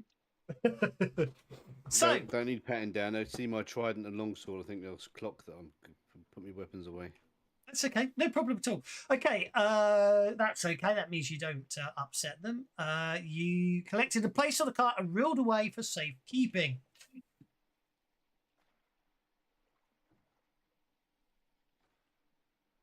You can attempt to use Hey, Michael, thievery. did you- If anyone wants to use thievery to conceal a small weapon on their person, you can do so.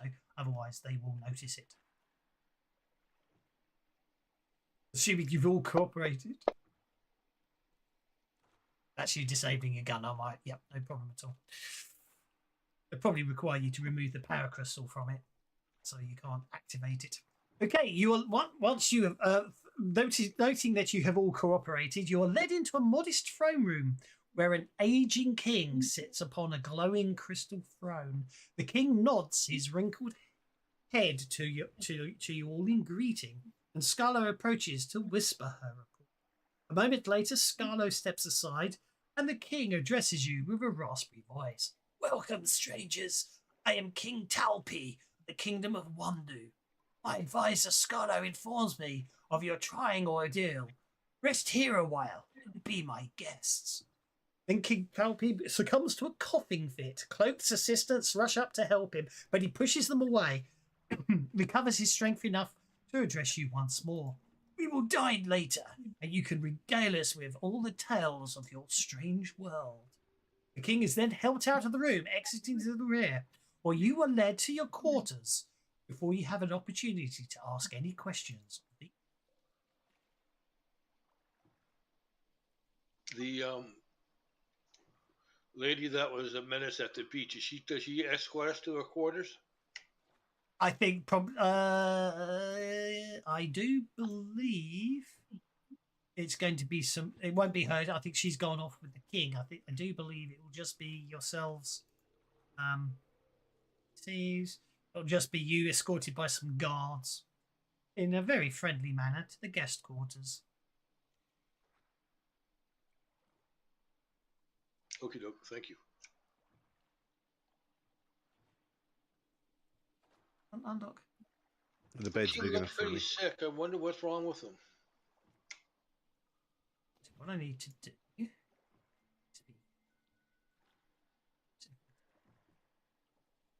One. Which is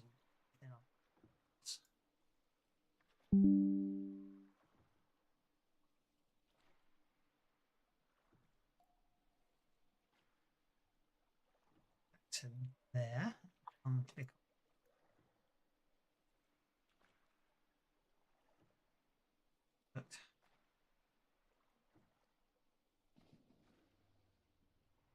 Now I know why. That's because there should be. Snap the grid is on as well. Yeah, it's so it annoys me. Snap. You turn it off. That's the thing that just leave it off. Oh, it's weird. It's I have a feeling this new locking character sheets is going to start to drive me bananas. It's a good point, actually. Are your character sheet showing as locked? They are locked, yeah. Yeah. They Yes. default to locked. Oh yeah. Mine's But you locked. Drives can me still nuts. use, the only thing you can't do is you can't add edges and stuff to it. But I mean, that's all right. How often do you add edges anyway? Exactly.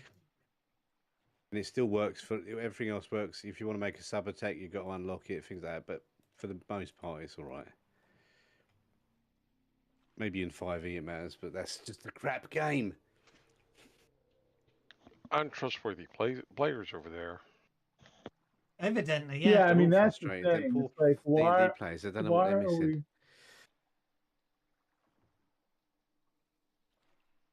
we... It's like catering to the dumb. The argument is I think certain games have more complicated character sheets than others, and I do believe the argument is that on certain systems, the character sheet, it's very easy to accidentally edit things that you don't mean to edit. Is what they're trying to minimize with this. Yeah, you got to add the options, thought that- but they also need to have a window I locked, thought so that- when it's locked, it doesn't move, so you can't accidentally drag it. Yes. Yeah, That'd be I good, thought wouldn't it? right, exactly. I thought that Michael's issue the other night was because of the locking thing, but it wasn't.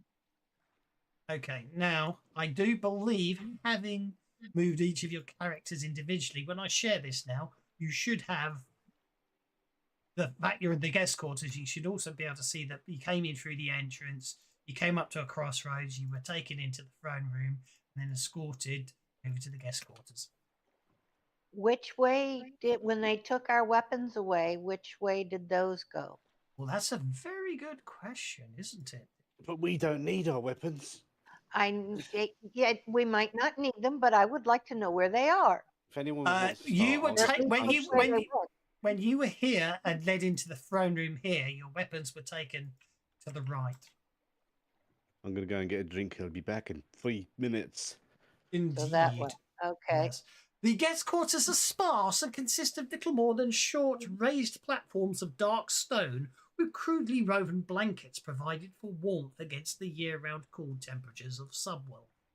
Human-sized characters and larger have a rough time sleeping on these platforms, whereas dwarves, but none of you are dwarves, would find them quite comfortable.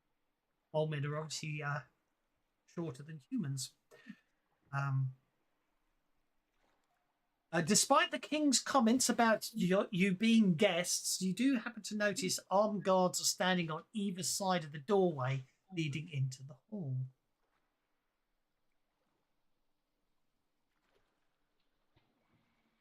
Apart from the fact I don't believe it's mentioned it until now, I'm going to assume you, as you did say you were taking equipment, you did take the radio phone from the Nasher, and the mole men have not confiscated it.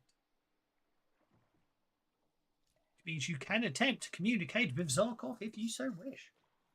Don't be prejudiced just because you search for a white crystal. Yeah, white Ben is to all non-humans. Is it common knowledge that the mole men are enemies of us? No one's met them before. Okay, I'm trying to just in the lore. I didn't know. I don't think I don't know if mole men are a classic Ash Gordon or if they're a creation for this one. But they certainly they've never. They're not. They are unaware of the surface world and anybody that lives up there. Flash Gordon mole people. Ming's mole men, apparently, yeah. So they Because would. I'm going to lose a Ben, but Okay, but okay. never enjoyed So it. the mole men only appeared in 1979 animated series, The New Adventures of Flash Gordon. However, mole men have already appeared in the original Sunday strips. However, they looked very different, had a very different backstory. So mole men are actually part of the original comic strips. It would appear. Actually, I thought they were in the serial. There was a serial done that they were in, Yes, and they fought with the Witch Queen. The Witch Queen. Yes. They were enemies of the Witch Queen or something. That wasn't that not Mongo? Wasn't that on Planet? I can't remember. Thought it was a serial. Yeah, but that's what I mean. Well, I wasn't sure if it was on Mongo. Aha! I found an illustration. Flash Gordon Moleman on the.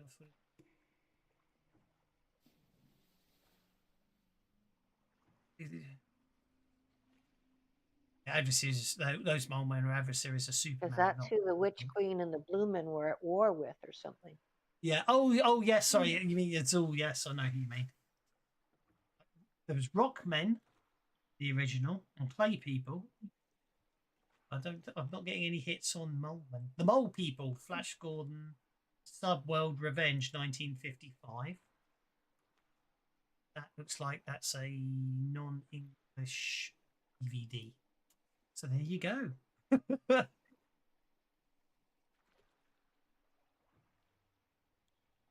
were Rockmen apparently in the original series. Ah, okay. They were rockmen in the original 1940s serial, apparently. You get that. But anyway, it's all good. So you do have the radio phone if you wish to attempt to communicate with Zarkov.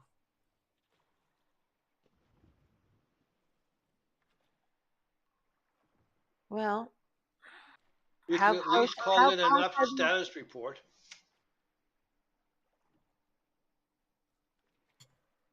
Yeah, can I certainly do mean, so if you want to. if the bad guys aren't that close, we could probably get a message off with Oak giving too much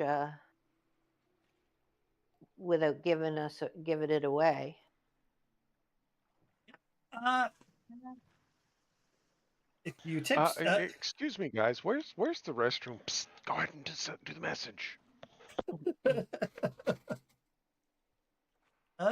I imagine they take you to a corner. There's probably a corner in nearby, but yes. Basically, speaking to Zarkov, he informs you that the transmissions and other sounds emitted from the stolen electric mole have ceased, suggesting that even the Imperials met with a tragic and sudden end, or they successfully completed their journey and may already be in your vicinity.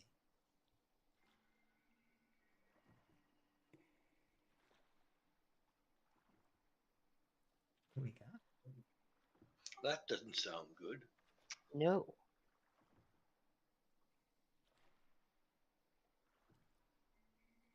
But obviously, eventually, obviously, after they bring Charles back from whatever the restrooms are, which worrying, there's nothing marked on the map about them. I'll actually select that. Oh, it's not something that they ever really talk about because that's one of those private things. Indeed. Yep. Just going to.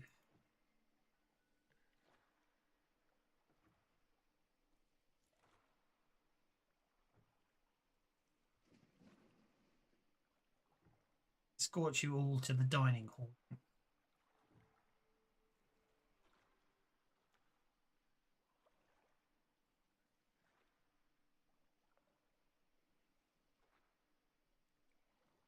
Lucky fella.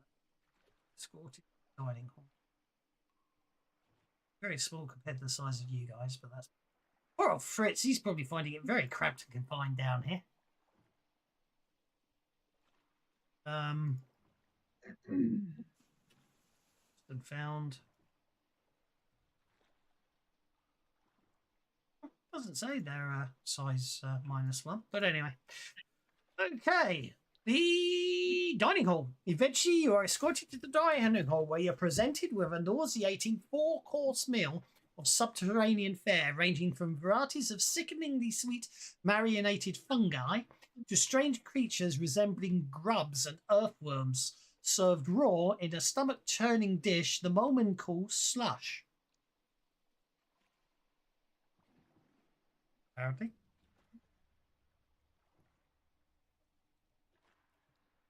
Wonderful. Try some. Indeed, it's very unpleasant to your palate. Anybody has rations, of course, you can eat them later. But if you don't eat this, then you do have to.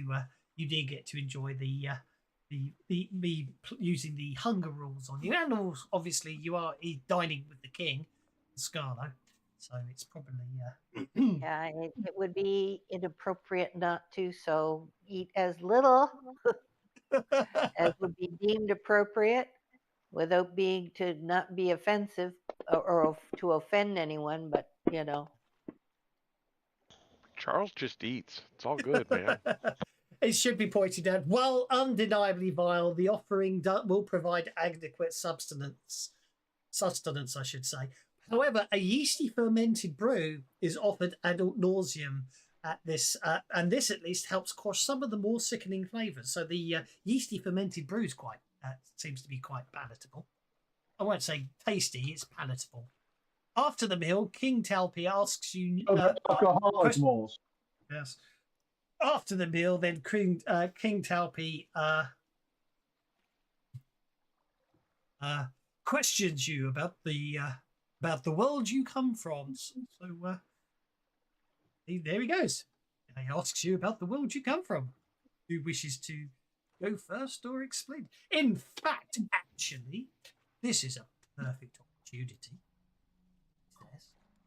To use the interlude rules, isn't it? That would be a brilliant way to do it. Interludes. So let's deal everyone some cards. Ooh. Get a joker. I don't have it. I think you get to choose.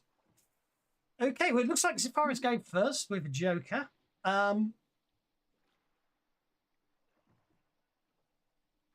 So actually, yeah, I'm not going to worry too. So basically, you get to tell a tale of your past.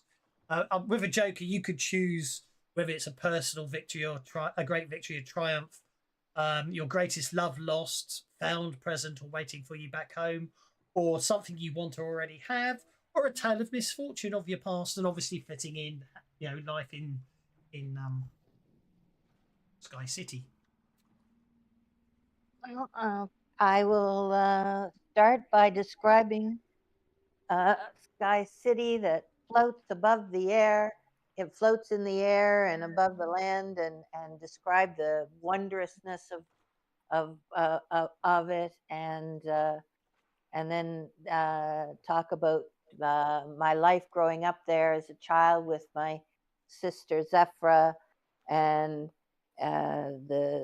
how it was so unfortunate that Ming came and stole my sister away when it was found that she had these gifts, and took her away, and how I had tried to rescue her and failed, and found myself among these traveling companions, and at some point in time I hope to find friends who will help me go and liberate her. Wonderful stuff indeed. Thank you very much. On a completely unrelated note, all of that, it just looks to me, if anyone hovers over Victor's card, the Ace of Diamonds, the distinct impression that is meant to be Ming. The generic action deck was obviously a generic version of Ming, but that looks very Ming the Merciless to me. So, Victor, you're up next. And with diamonds, would it be something? Yeah, it might be a material, something you want to already have. It might be a material, possession, recognition, political, whatever, or political goal, or whatever, Victor. But obviously, fitting in tales about the world above and all that as well. Off you go. Just a moment.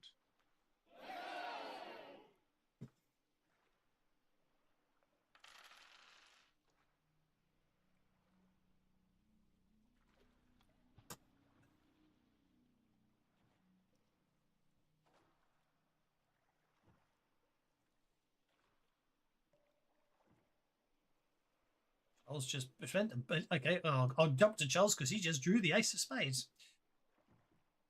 Yeah, I didn't want to do a club, so great victory or personal triumph. If anyone else doesn't want to do their club, there's the page. You scroll down a bit to the interludes that tells you what you can't or you've got to do if you want to spend money to skip new ones.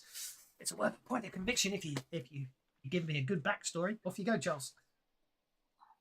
Well, you see, there was this one time that there was this they were trying to get this rocket engine to work, and they just couldn't figure out how come it wasn't working. And I was the one that was assigned to figure out how come the flow wasn't flowing like it was supposed to flow. And I went down there, and I'll be honest, I just whacked it with a wrench real hard, and suddenly it started working again. I mean, it was really weird. They asked me what I did, and of course I had to make up this long, complicated story about checking for flow interference and all the rest of that stuff. But sometimes just good percussive maintenance is what it needs. They look very confused as you're talking about a rocket engine, and obviously. Oh yeah, no, I know. All non-human PCs. Indeed. Oh no, I know. I mean, they ask more questions, and you'll fill them in. That's all very good. Victor, do you want us to come back to you? I'm good. I was trying to I was trying to find creatures of Mongo so I could. That's fine. That's all good. I appreciate the investment. I'm happy to wait. Please go ahead, So, sir. It was cold. So the boss was having trouble, but I was fine. Then we were hunting for rebels in Phrygia. When started, we thought it was an avalanche and we were all going to be buried and frozen forever, but it was worse. It was a snow dragon, and obviously we were ordered to take it down as we were expendable. 6 of the others died, and that's how I lost my left arm. Jammed it in between its mouth and so it couldn't eat anybody else. And then we ran like hell. Sounds very heroic. I must award you a point of conviction for that act of bravery. That brings us to Azul on spades, which again is a great victory or personal triumph. Yeah, well, I come from a long line of magic men, and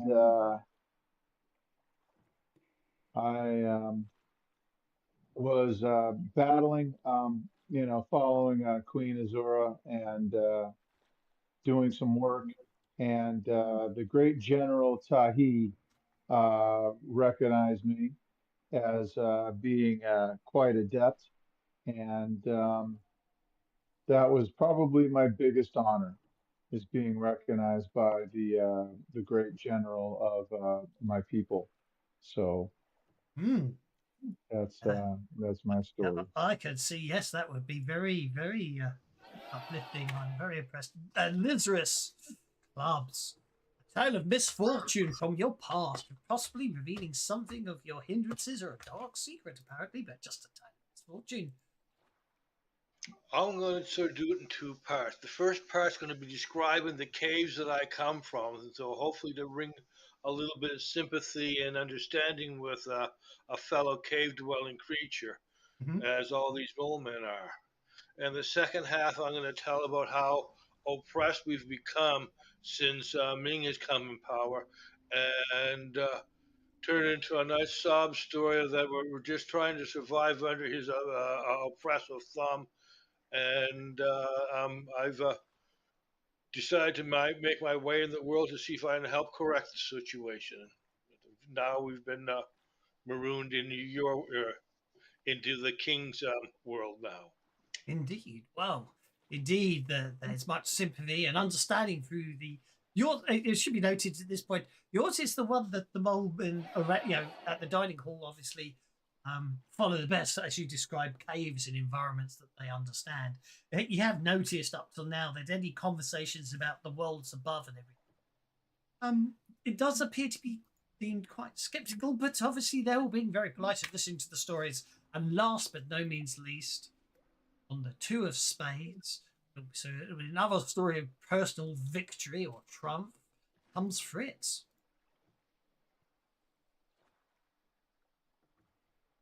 I wrestled a boulder once, and I beat it. You wrestled a boulder once. I'll give you. Yep.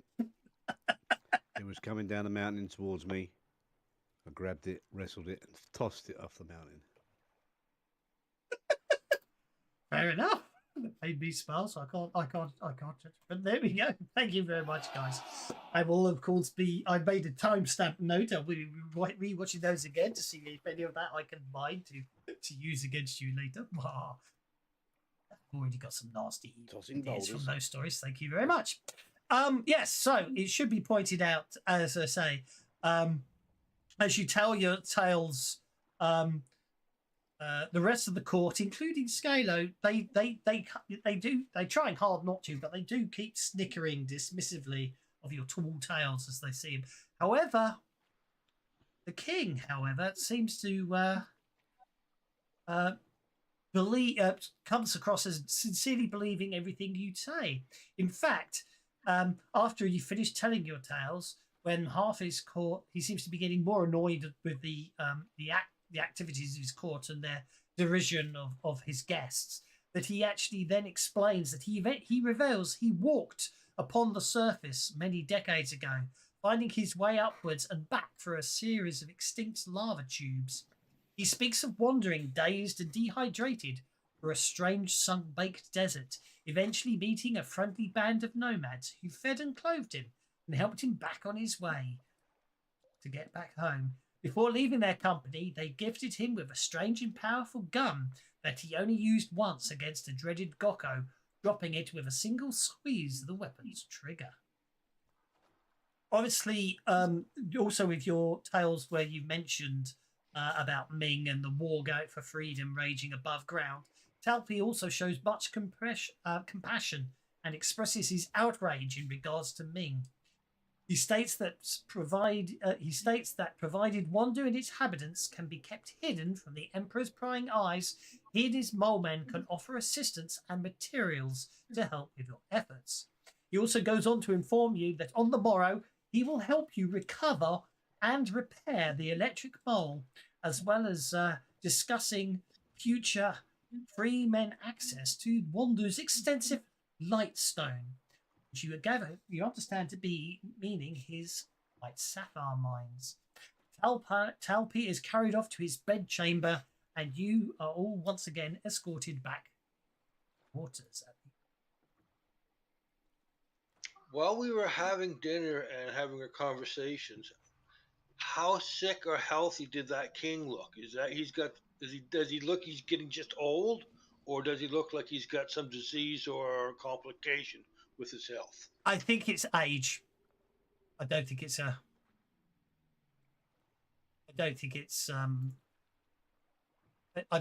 anything too unpleasant. So there's nothing that we can, with our first aid and so we say better medical practices, help him out with. You might be. I mean, you may well. There may well be medical supplies that would most certainly help them, and may well help the king. So yes, that's a good thing. I'd say where you're coming from. Yes, I don't see why that shouldn't be an issue. Yeah, that could well help the king. Indeed, yes. Thinking about it, yes, I understand. Unfortunately, you're not sure, but obviously with continued interactions and access, it could well be.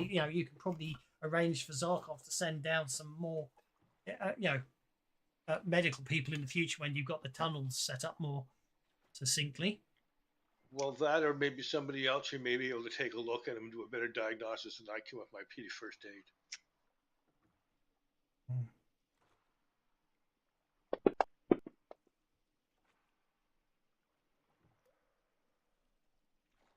Yes, I'm not going to worry about the game of. Okay. So let's. Yep. I got a success on the healing. See if I can do anything to make him more comfortable. As you say, I think it's mostly old age as such. But I'm afraid you don't. With your success, you realise you're not aware of anything you can do personally with the equipment you have to help him right now. But you have some ideas you can sort of report back later. I will. Yes, I'll create a list of suggestions that may be useful. Indeed. Well, as I say, the meal wasn't great, but the company, the king was a good host, and you're escorted back to your quarters, and the beds, although a bit tight and confining, are adequate. So you may find you're better off just sort of taking. Well, they're just stone anyway, so you might be just better off sort of padding out a line on the floor. But it all seems quite peaceful, and eventually you will get off to sleep without any problems. And then in the middle of the night being inverted commas, because night and day have little meaning in the perpetual darkness of the subworld, an alarm rings out.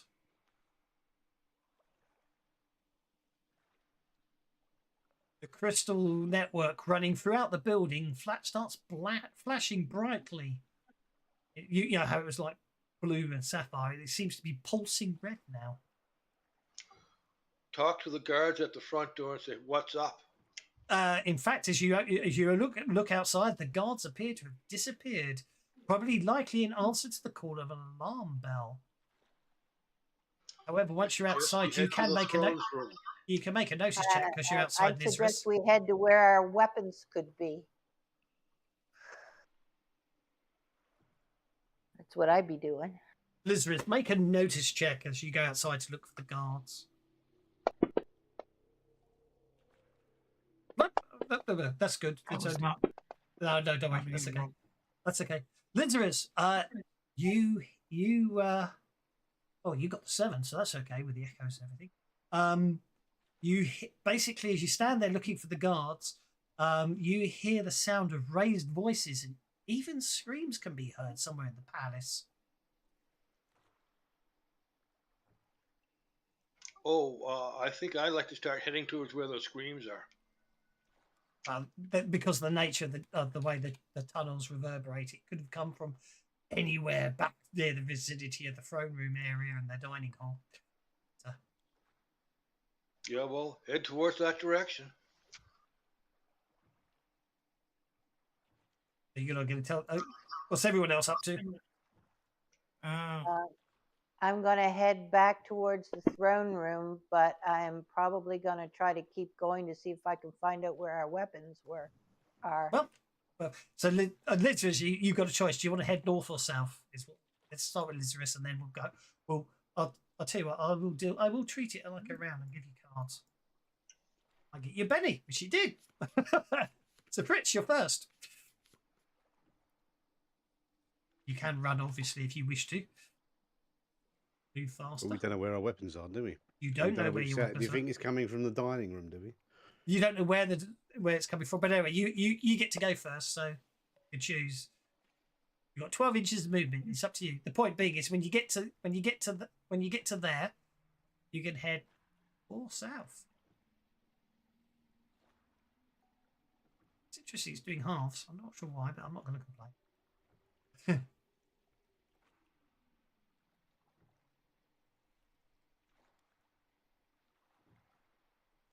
Okay, that's about 9 when you get to there. Okay, so to the north, you can see the throne room. Anything going on in there? Can I get a better idea of where the sound's coming from now that I'm... What you do notice somewhere to the east of where you are now, you hear the sounds of ray gun pistols discharging. Can I see any weapons in the throne room? No.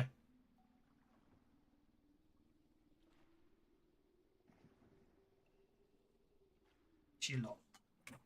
Zafaro, Anything in you're the up next. dining room? No. It appears to be tidied up. Oh look, someone passed for me. I did, because I'm being nice and trying to keep things flowing. Oh, I see. Zafira's up next. I'm going to run out and run. I remember which way I saw them taking our weapons when they took them away. I'm going to head in that direction as fast as I can. So that's a run dice. It is. For some reason, I can't accept your move. This is really weird. I've never seen it.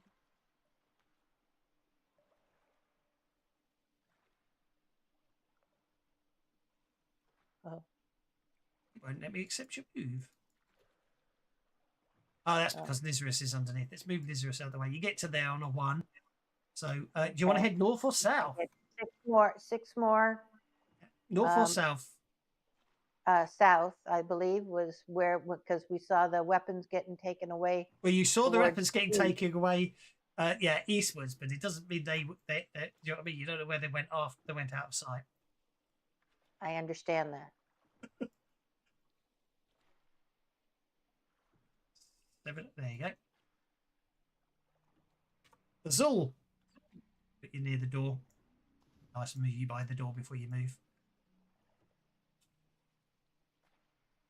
Where do you want to head, Azul? North or south? Sorry, I was on mute. I'm going to keep going. and follow the group. Are you running, or are you just going to make your pace of 6? Oh, you get to there, Oh. actually. Unless you want to overtake. Yeah, I'm fine being behind. Okay, that brings us to Victor. Okay. I will completely jam up my gun. No. Ah, Oh dear. Completely jams up your gun. Yeah. Will not know it.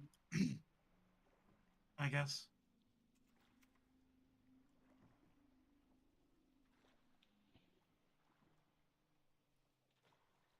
You'll head that way. No problem at all.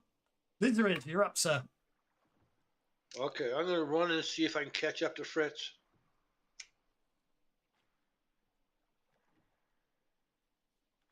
Go for it.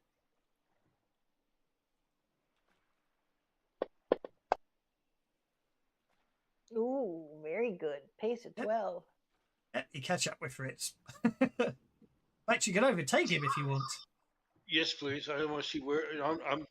Yes, 8, go as far as I can. 9, 10, Follow the right-hand 11. wall if 12. There you go.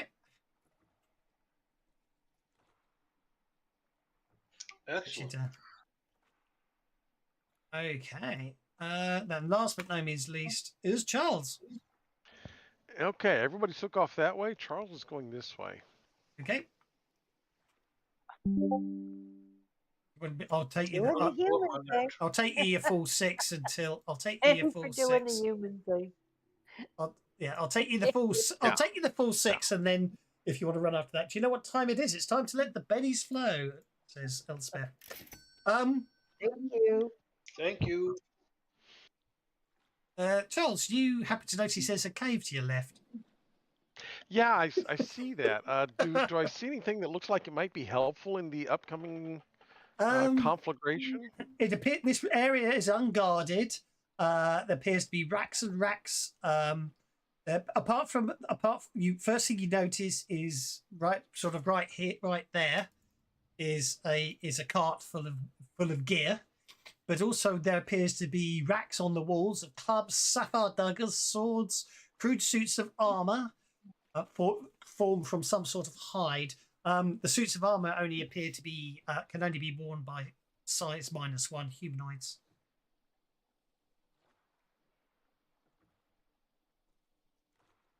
Okay. Well, I can't grab everything out of the case, but I will step in there and start grabbing some things to hand around. Make a notice check. Making a notice check. The guards have obviously left because of the what is- attack. Stop doing that. There's a hidden. That you also notice a hidden stone door. Doesn't actually appear on the map. It's that well hidden. Not even the GM knows where it is. But you notice a hidden stone door inside the armory as well. Open it, which obviously by finding it, you also means you know how to open it. Apparently, because of course that's the way it works in these sorts of films, isn't it? A hidden stone door that opens into a web-encrusted vault containing a box. Let's open the box. Apparently, the box contains. I don't know what they are.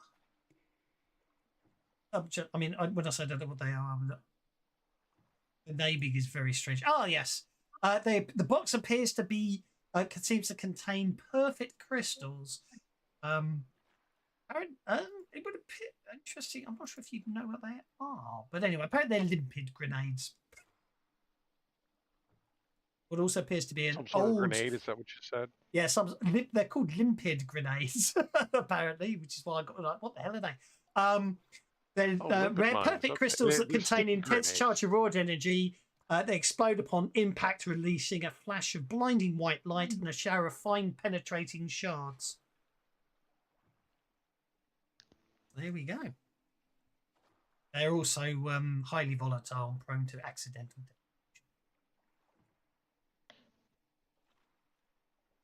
So There's also in the box. Volatile. Oh yeah, I definitely need to carry those around. In the box also appears to be a a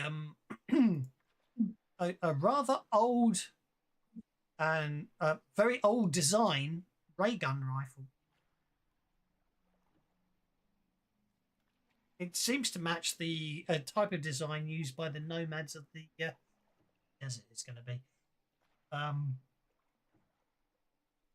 But you remember Talpi's tale about being given a ray gun from the nomads. You get the distinct impression that this may well actually be a rifle. Okay, well, I'll grab that rifle and a couple of the Great Mongo Desert. highly volatile explosives. Well, I'll tell you what, I shall just do that. I'll add them. I shall add the 6 we go. limpet grenades and the non-functional old ray gun rifle, as you realise as you pick it up, to the party sheet. It does say non-functional. Oh, well, okay. I shall also add to the party sheet the clubs, the sapphire daggers, and the long swords, if it sells later on. Okay, I'm going to grab that. Okay, I'm going to grab some things and then... You just grab as much as you want. So, Obviously, you grab as much as you want. The system, you can grab everything you want to. You'll just have to deal with encumbrance, won't you? right, I don't have a problem with that. So if you don't want to take everything, take everything. It's just going to be encumbrance. Okay, Zafira, back to you. All of you can hear what definitely sounds like ray gun shots at the moment.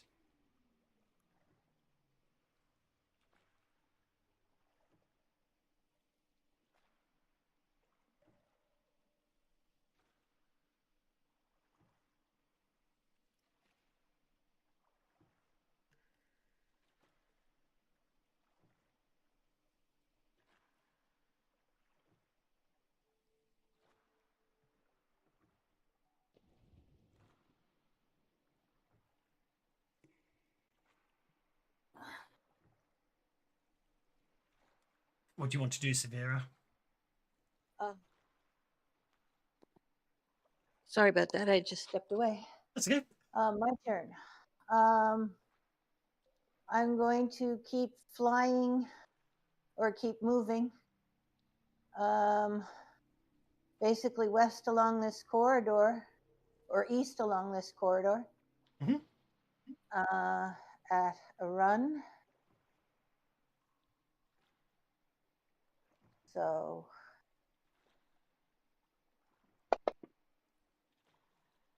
that'll move me 10 along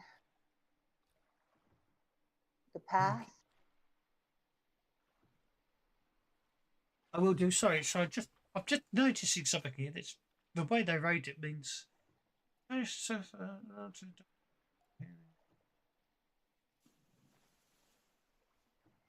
Right. Okay. I need to before we go any further. I need to slightly change something because Liz probably wouldn't run by before as well either. When I said yes, the dining hall's empty. Yes.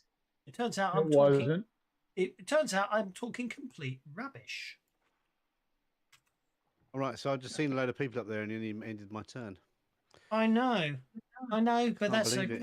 I know. And I was on It's the Joker disgraceful. as well. Yeah. I know. It's terrible, isn't it?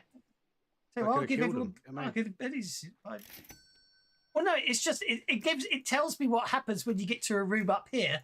It doesn't tell you what happens about the bloody dining hall. So apparently, if you get to the observation deck, the second floor observation deck is open to the dining hall below. From here, you could see a group of mole men pinned down behind the overturned load striker game, directly below or slightly under the heroes. So they're discharging rain guns into that from the main doorway. So, see you later. So I apologise for that one. I'll give you Betty's by way of a thingy, but I'm going to basically. Maybe the door was shut and suddenly the door blasts. The door was. I'm going to say the door was shut and you tried to do it. Door was shut. Okay, Yeah, that'll do.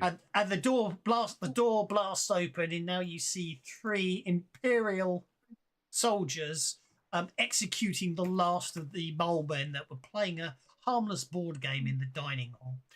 But Zafira's up first. No, You got the extra space. to space. Do I Bear get in the mind, drop you on have these no weapons. fuckers? Yes, don't forget, you have no weapons. They are armed. Do I get the drop? They get a chance to make a notice check once you're within 1 inch of them. I'm gonna go up behind one of them and. No, you don't get the drop. You don't get the drop, I'm afraid.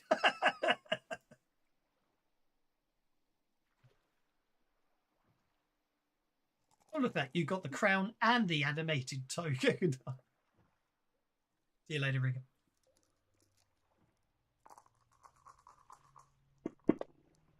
Sorry about that. It's just the way the adventure's written. It tells you what happens in the observation deck, but why not tell me about the dining hall, which is...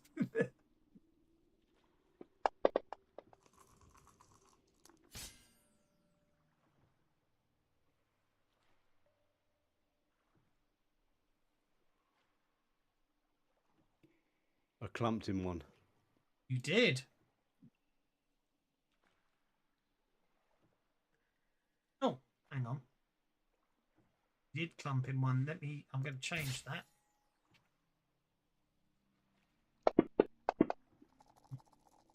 He rolls with the punch. It's unharmed. Charles, it would appear. Everyone's spinning biddies to jump Okay. up the combat track. For whatever reason, it's not letting me drag anything out of the party sheet. It may be because you've already assigned a whole bunch of things. But basically, Your yeah. character sheet's locked. if You got to unlock your character sheet. Yeah, your character sheet's locked. Oh, it's okay. There we go. Derpa. See? Told you. Well, once you know, it's easy, isn't it? Do you know what I mean? It's one of Does it those work, things Matt? you have to remember. Got a red icon Okay. in this theme, so it stands out a mile. It's Sure like my does. daughter's school, like banning cell phones. It's like we're catering to the dumb, not to the ones that know how to, act. That's my problem with.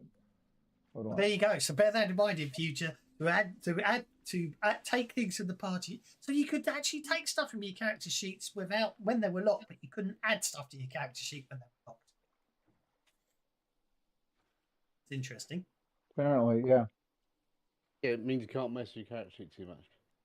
Well, no, but you can accidentally delete something. You can accidentally drop something from your You can drop something from your character sheet, Right. but you can't add something. That's interesting.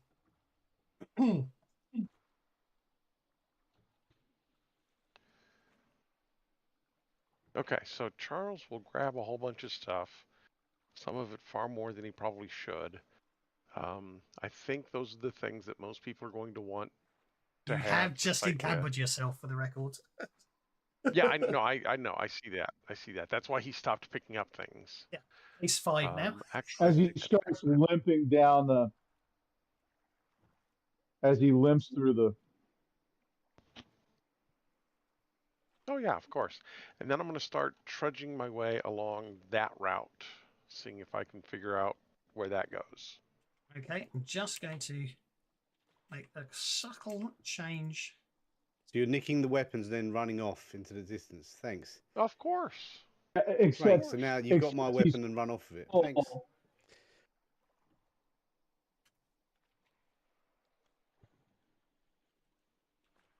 I'm just making a subtle change because from the observation deck you can look down to the dining hall, and from the dining hall you can look up to the observation deck, apparently. So that gets you to there. So you can hear the sound of ray gun pistol fire coming from just ahead of you. Okay. Let me step forward another half inch. This appears to be an observation deck that overlooks the dining hall below. Look at that.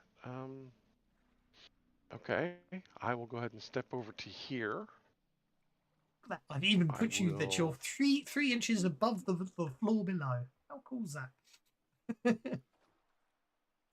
I will drop the long sword that I'm carrying onto the floor right there at my feet, and then I will pull out my pistol and shoot. Let me see. Guys are just carrying right now. Okay, yeah, I'm gonna shoot one of these guys Mhm. in the back. Mhm. That's his thing. Indeed.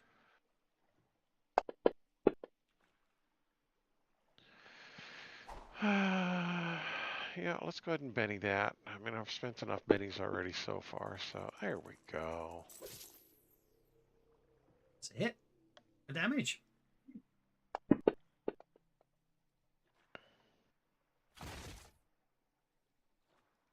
Shake him. Okay, are there any live mole men here in the dining hall? There will be incapacitated mole men sort of over here. Okay. They're not I was necessarily going to dead. drop They some are weapons down incapacitated. to them, but yeah, I was going to drop some weapons down to them, but if they aren't combat capable, okay, we'll call that good right there. Okay. Boink. Okay, back to Zipara. Sorry, back to you. It's been a long while since you started your turn. Sorry about that. Yeah, it's all right. I shall run across, and I assume when I get to there, I will hear the noise from in there in the dining hall. Indeed. What you can see is up there appears. Obviously, you would have noticed it from when you were having dinner, but probably didn't pay much attention. You can see, obviously, Fritz is blocking the entrance. He appears attempting to be fisticuffing with 3 Imperial soldiers. But you can see there's over there, further up is an observation deck, which seems to look down on the dining hall. Okay, well, To keep going, as it since were. I have no weapon, I shall cast, and it worked pretty good for the other thingies. I will do a confusion. Okie dokie. And do the. The I scale don't of want this to map's get scary. crits, but I want to get the soldiers. Can I make that a smaller template, or is it always a large burst? If that's a medium, a large is even bigger on this map. That's a large. Oh, all right. And I'm make it a small, or can I? Not 2 sure. points affects everyone in a medium burst. For 3 points, it's 3. So area of effect 2 or 3. So medium burst, I can only do a medium burst. You Oh, can indeed. I know. Medium burst, but I will disallow. +2 for medium, or +3 for large, isn't it? Yeah. Yeah. With For no the plus record, nothing, and it's small, yeah. you don't need to be. For the record, you don't actually need to be selective on this one. Okay. Because if we start looking at it, a medium burst template has a 2-inch diameter. Yeah. Yeah. Charles is 3 inches above the dining hall. He's outside the sphere of effect. Oh, okay. In that case, then I will. You That don't worked so need well a, the last you don't time. even We'll need a try large again this burst, but a time. medium burst template would be probably. That was a medium, too mate. much. That was a medium. Yeah, medium burst would be template. too much. Is what I'm saying. Small would be fine. Yeah, but I the can't do a confusion small doesn't let you do small. It only Yes, it starts with does. medium. +2 for a medium or +3 for a large. So +0 is small. As +0 is a single Right. target. Really? Yes. Could you spend a point and make it small? Apparently Doesn't not. say that. There's got to be penalties for using yeah, it doesn't give the small as an option on the effects. Interestingly, whether they've corrected that, I will check my 25th edition printing later. Sounds like a boo boo to me.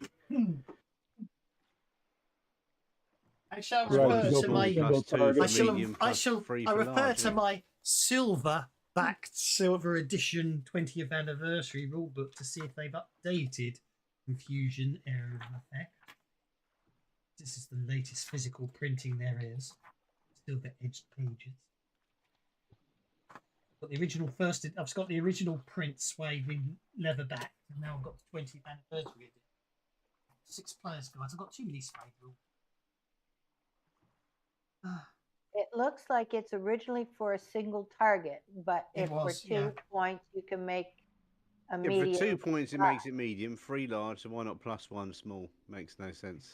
Because there's got to be limitations, they didn't think of it. isn't it? No, it's limitations. It's to make it a little more complicated. You know, you can hit one target, Yeah, or you have it's to going to start come being up selective. in errata in the 25th anniversary edition or the 30th anniversary edition. Right. Confusion should have had small, medium, and large Okay, burst templates. they've changed. Confusion's actually been changed in the reprint. Confusion costs. Good job, I checked. Confusion costs 1 power point to cast. Yeah. Yeah. Error of effect 0 plus confusion. Targets confounds all targets in a medium blast template. 1 power point, making them either distracted or vulnerable, or both of a raise. The same effect applies to those affected. These states are removed at the end of the victim's turn as usual. The caster can focus confusion to a small burst template for no extra cost, or a large burst template for +1. Confusion's actually more powerful than it is before. So why haven't they reprinted updated version. it? Oh, yeah, I don't do the Swade rulebook. Ask who updates the Swade rule. Confusion has changed. Plus, they stopped producing the list of changes. That's the most annoying thing. They've stopped doing the list of changes. That's really annoying. They send you an errata sheet, but then you actually go for. I found loads of stuff that's not in their errata that's missing. That's extra stuff. Exactly. But I mean, they've always been a bit useless, notorious at keeping their updates correct. Anyway, so there we go. For the life of me, I don't understand why they don't have a master document and just note. It just seems like an easy thing to keep track of, and they just don't. So confusion's completely changed. Oh well. Right. Modules. Hang on. Let's go for it. So, powers, confusion. Edit that. Edit. I can't edit it because your character sheets are. Oh, that's really annoying. Because your character sheet's locked, but then when I open that, I can't because they've locked. Yes, sorry. Certain people whose names I won't mention think rulebooks should be read only. I don't make them read only, so GMs can edit powers on the fly. Certain other people who I won't mention feel that's not the case, and they should be read only for all the stuff. The only thing that is unlocked is adventures. And these days I even leave the core rulebooks unmodified, so you can, as GM, you can modify the powers on the fly for when you find erratas like this. So we can't actually fix it. Anyway, 1 PowerPoint, you could hit them in a small burst template. Off you go. All right. So 1 PowerPoint to cast, and then another PowerPoint for the small template. No, it's 1 PowerPoint to cast a medium burst template as standard now. Oh, okay. Yeah. It's 1 PowerPoint, and confusion is a medium burst template. For 2 PowerPoints, it's a large burst template. For 1 PowerPoint, you can downgrade to a small burst template, but it's not an extra PowerPoint. It's just you choose to spend restrict. Depending on the number of PowerPoints is how big the template is. Yeah. It's 1 PowerPoint for small or medium, and 2 PowerPoints for a large, and that's it now. Total cost. Okay. All right.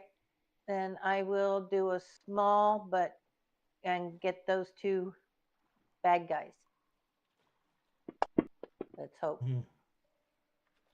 That's a successful casting of confusion upon all 3 of them.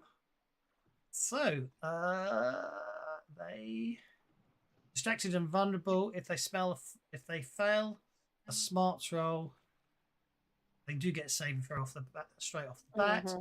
Roll. Successful. Roll. Definitely fails. Roll. Okay, you got one of them. The other two are okay. I need to look at the code for that. I really like how that works. It's literally doing everything when they're, it makes me do the saving throws on the combat tracker, and when I hit apply, it's automatically applying the effect. I need to work out how that was done. That's so cool. Okay, Lizarus, you're up, sir. Okay. Do I think I can get around Fritz there if I want to get into that room? He's probably a bit big and blocking it all. You probably Would I also have a Big better legs, you chance can run underneath. It's all right. Yeah, it's got big legs. You can run underneath him if you want. Well, you've got natural weapons, haven't you? Would I have a better chance of going up past Charles here and coming down over the ceiling?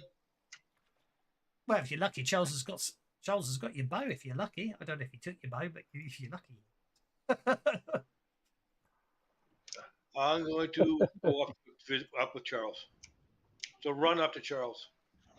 It'll probably take more than 6. Charles, I've just checked his character sheet. Charles has an Arborian bow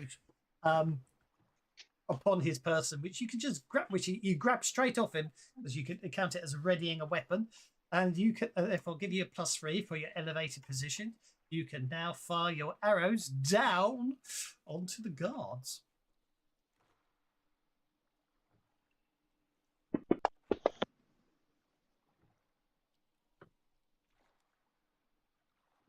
Is that a hit? A forward hit. Roll for damage. I think I'll Got 8 penny that. bennies. Got 8 bennies, so you can't crit fail on damage rolls. You can. You can roll poorly, but you can't crit fail on damage rolls. That's more like it. Oh, that's considerably more like it. That's quite a skewering you gave that guy. He's only going to have to spend his last penny. He takes a wound. Even after soaking 2 of them, he takes a wound. Nicely done. That brings us to Azul.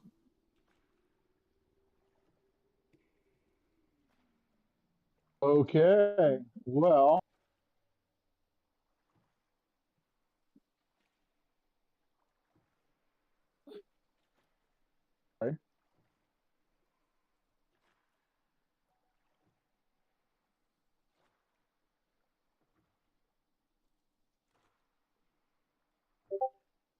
sorry.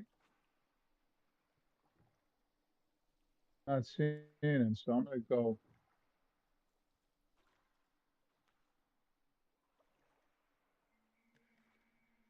Interesting. Does that mean my module's out of date? Yeah, Which is I don't. interesting. And that's Rifts, I'm not seeing Oh. anything. which is up to date.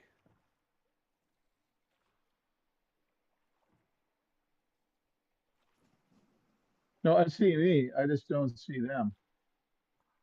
The bad guys? I don't know where they are. They're Mhm. somewhere up ahead.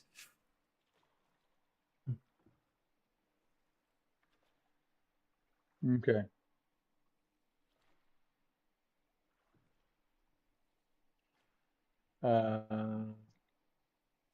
I will just go on hold. I need to download the latest version of Pathfinder to see if they've updated any of the powers in that. Victor! All right, so the dining hall is clear. Oh, there seems to be some sort of action going on up ahead.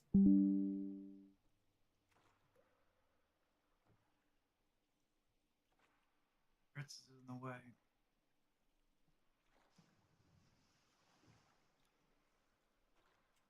Right, Fritz is in the way, blocking. Yes, I'm afraid he is. You can shoot through him and it'd be dramatically appropriate. Okay.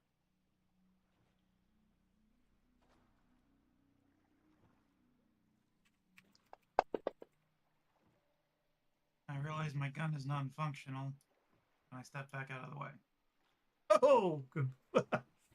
Indeed.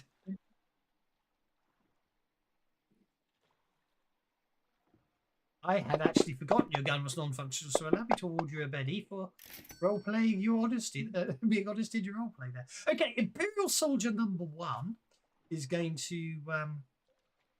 use his electric whip on Fritz.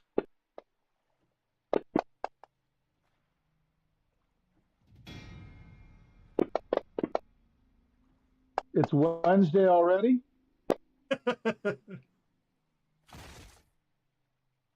Shaking Fritz, which I don't think he's going to worry too much about.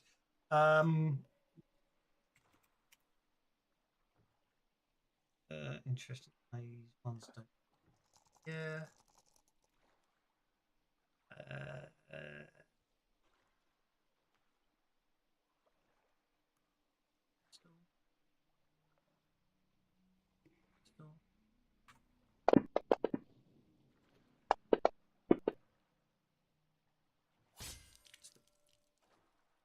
Okay, the Imperial soldier is no longer shaken, so he's going to turn and fire his ray gun pistol at the lizard man who just shot him with an arrow and miss because of his wounds and confusion. As the last one is also going to turn and fire a ray gun pistol. That's a crit fail. Oh, I know what I'm going to do there because times. Let's have some fun. It's a large small burst template. Okay. Oh, unfortunately, it's going to catch. Well, no, it won't. Quite annoying. He won't even catch Fritz either. Thinking about it, I'm going to have his pistol explode. Oh my Did god. it ever? Ouch.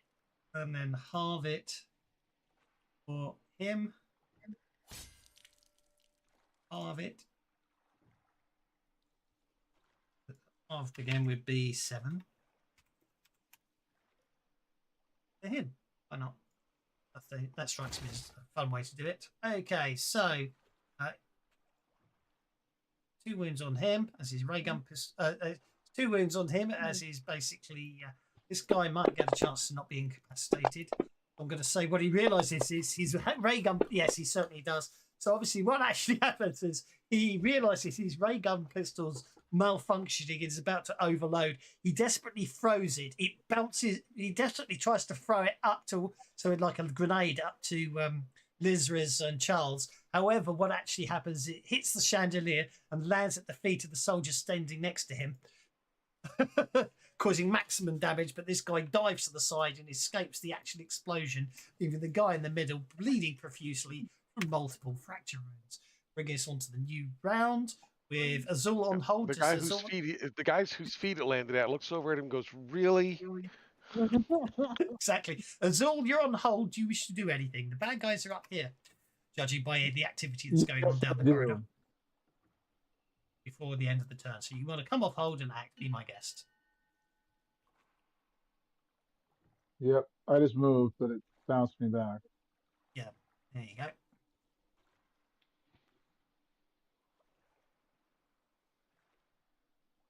And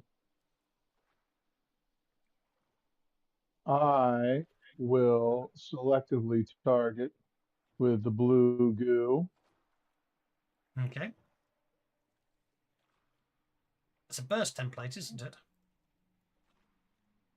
It is, it's the cone, so I'll get there. Okay. Hit all 3 of them. I don't see anybody else. That's fine. That's absolutely fine. You even hit the one with the burst template. You actually hit the one you can't see, which is really cool. Yeah.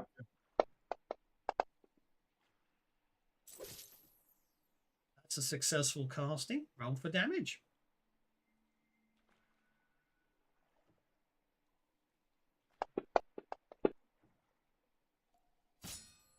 It's a wound. Roll for the second.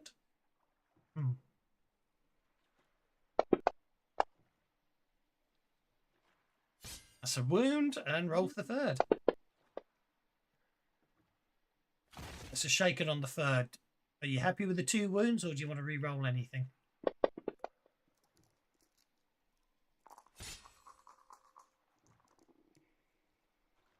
I'm going to take that. Doesn't work. That's why I was asking before you re-roll, because I don't know where it's applied that one to. 6 would actually be another shaken on the last guy. Why is that? Well, because a 7 only shook him, and you just spent a penny to re-roll. Oh, I see. I see. That's why I was asking. I need to apply the wounds before you re-roll, otherwise you don't know which one it's going to go to. If that makes sense. So if you're taking the wounds on the fair first, enough. Yeah, no. So I was going to leave the wounds Yeah. Leave the wounds, and then I'll spend another Benny on Go for it. the That's fine. Go for one it. that's just I've got it sorted out now. That's all. That's why I was asking. He's just going to be shaken. You did incapacitate one though. It has to be pointed out.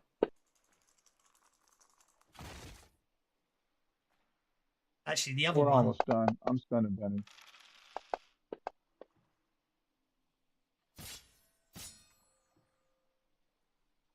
Okay, so I will spend a Benny on the first guy you wounded. He soaks it. The second guy, I'll spend a Benny on the second guy. Okay, so you incapacitate one. The other two, unfortunately, soak the damage, which is all well and good. I will then move the combat tracker down to there, and we can start the new round with us all going first. Apparently.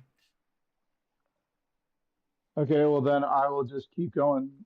This time I'm going to spend a conviction, and I will selectively burst.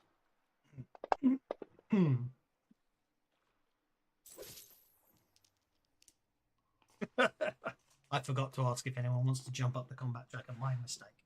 Sorry, but yes, I did. I should remember to ask. Okay, that's the first damage. Okay. Roll the second one.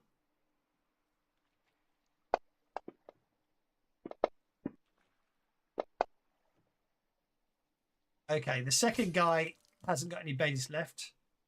I've got one, so I might as well use it. Which is enough to keep him up and running. The other guy's got one benny left. We'll spend that. So GM has no bennies, NPCs have no bennies. Net result is they're both wounded. It gave everyone bennies because Victor got a Joker, and Victor's up next. All right. Now's not the time to worry about that, so I'm going to get in there, forcing my way past Fritz. Then I'm going to grab the guy on the left.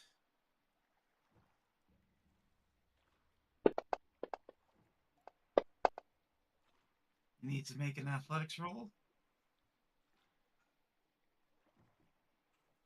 Certainly do.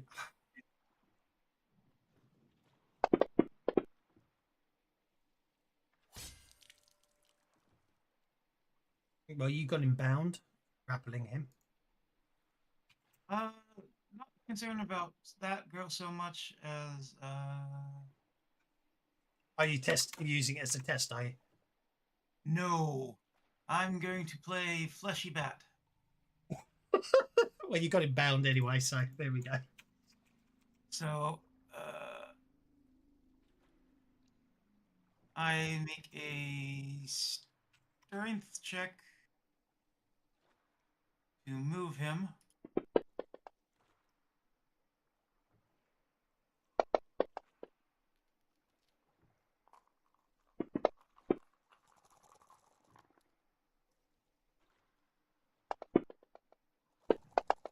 There we go. Ooh, 2 raises.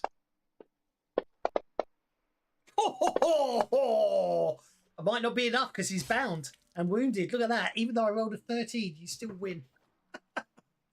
All right, so I slam Soldier 1 use Soldier 1 as a club against Soldier 3 and slam them together. Improvised weapon then.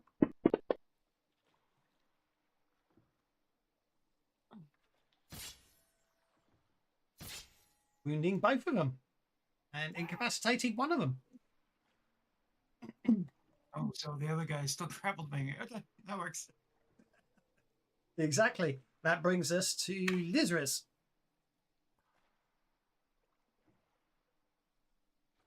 Sorry, I'm just laughing at the meat club. Oh, sorry. I don't want to shoot anything that's in his hand. I'm going to take the arm from Charles and climb down towards Victor. Okay. That's 3 to get you to there. Then 5 to get you to there. Right, you reach Victor, no problem at all. There you go.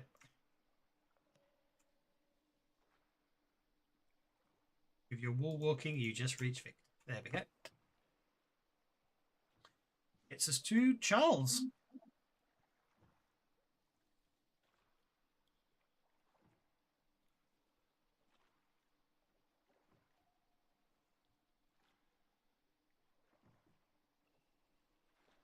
Charles is going to start running down the stairs.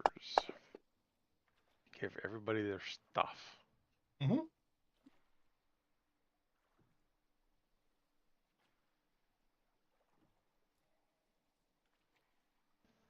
Here, I have all this stuff. Rolling down the stairs, stumbling. Indeed. Oh no, I was able to keep my feet. And last but not least is Fritz. I finish off this guy. Go for it. Wade in there and smack him. He's bound, so he's going to be an easy one to hit. You can just pummel him.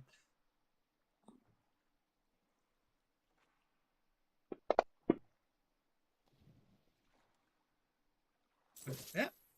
Go for it. Smack him as hard as you can. Good enough hit. You'll knock him out clean cold. Yes, you do.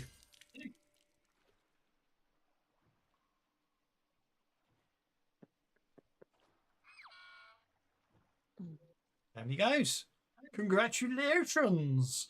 Okay. I don't want to do that. I want to do the cards. You're all cards. I'm going to go to the party sheet. I'm going to do that, which should give most of you your... It didn't give you equipment. That's quite annoying. That's the whole point of actually trying to be nice and do that. But anyway. Well, I'm going to throw some. I'm going to throw a bunch of this stuff back in there. Yeah. Take your gear back. Everybody okay. that's missing something. By all means, head to the party sheet and take your gear back if you haven't already got it. Okay, I'd like to move over to the incapacitated mole men and see how many of them I can. Be my guest. I've unlocked tokens. Be my guest. Yeah, indeed. You with your administrations, you'll be able to save all of them, so that's okay. Once you've defeated the soldiers, King, and you've assisted everyone and got your equipment back. King Talpi, assisted by 2 mole men, arrives on the scene to assess the situation. His second, Scarlo, is nowhere to be found. A moleman guard reports observing Scarlo sneaking off towards the mines shortly after the Imperial attack began. Oh no. So that's where we shall leave it today. Today is Scarlo, a traitor to the King of the Mole People. We shall find out in a fortnight's time when we return to Mongo. I hope you enjoyed that today. Thank you very much, guys. I shall see you all in a fortnight. And unless you're playing Pathfinder on Tuesday, which has a chance, I'm not saying definite, but does have a chance to being the last Savage Pathfinder adventure of the whole campaign. And if it is, that means the following Tuesday we can start Deadlands, but we'll see what happens there on Tuesday. Take care, everyone. See you soon. Take care. Hero rises from the shadows. Beacon cut through the void. Screams echo loud and hollow. Fresh light, breaker of light, savior of the stars. Fresh unstoppable might, defender from afar. Wealth and peril, desperate cries. Villains' laughter fills the skies. Rushing through cosmos vast. Never yield, never look back. Fresh light, breaker of light.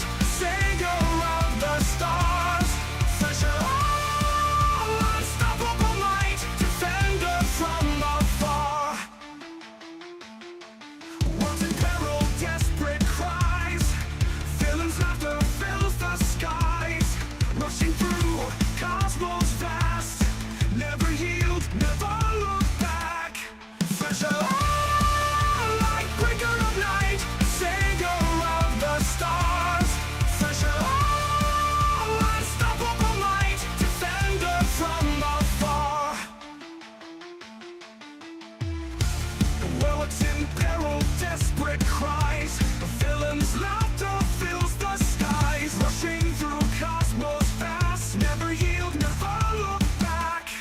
Fresh light, breaker of night, savior of the stars. Fresh unstoppable might, defender from afar. Chaos reigns, destruction falls.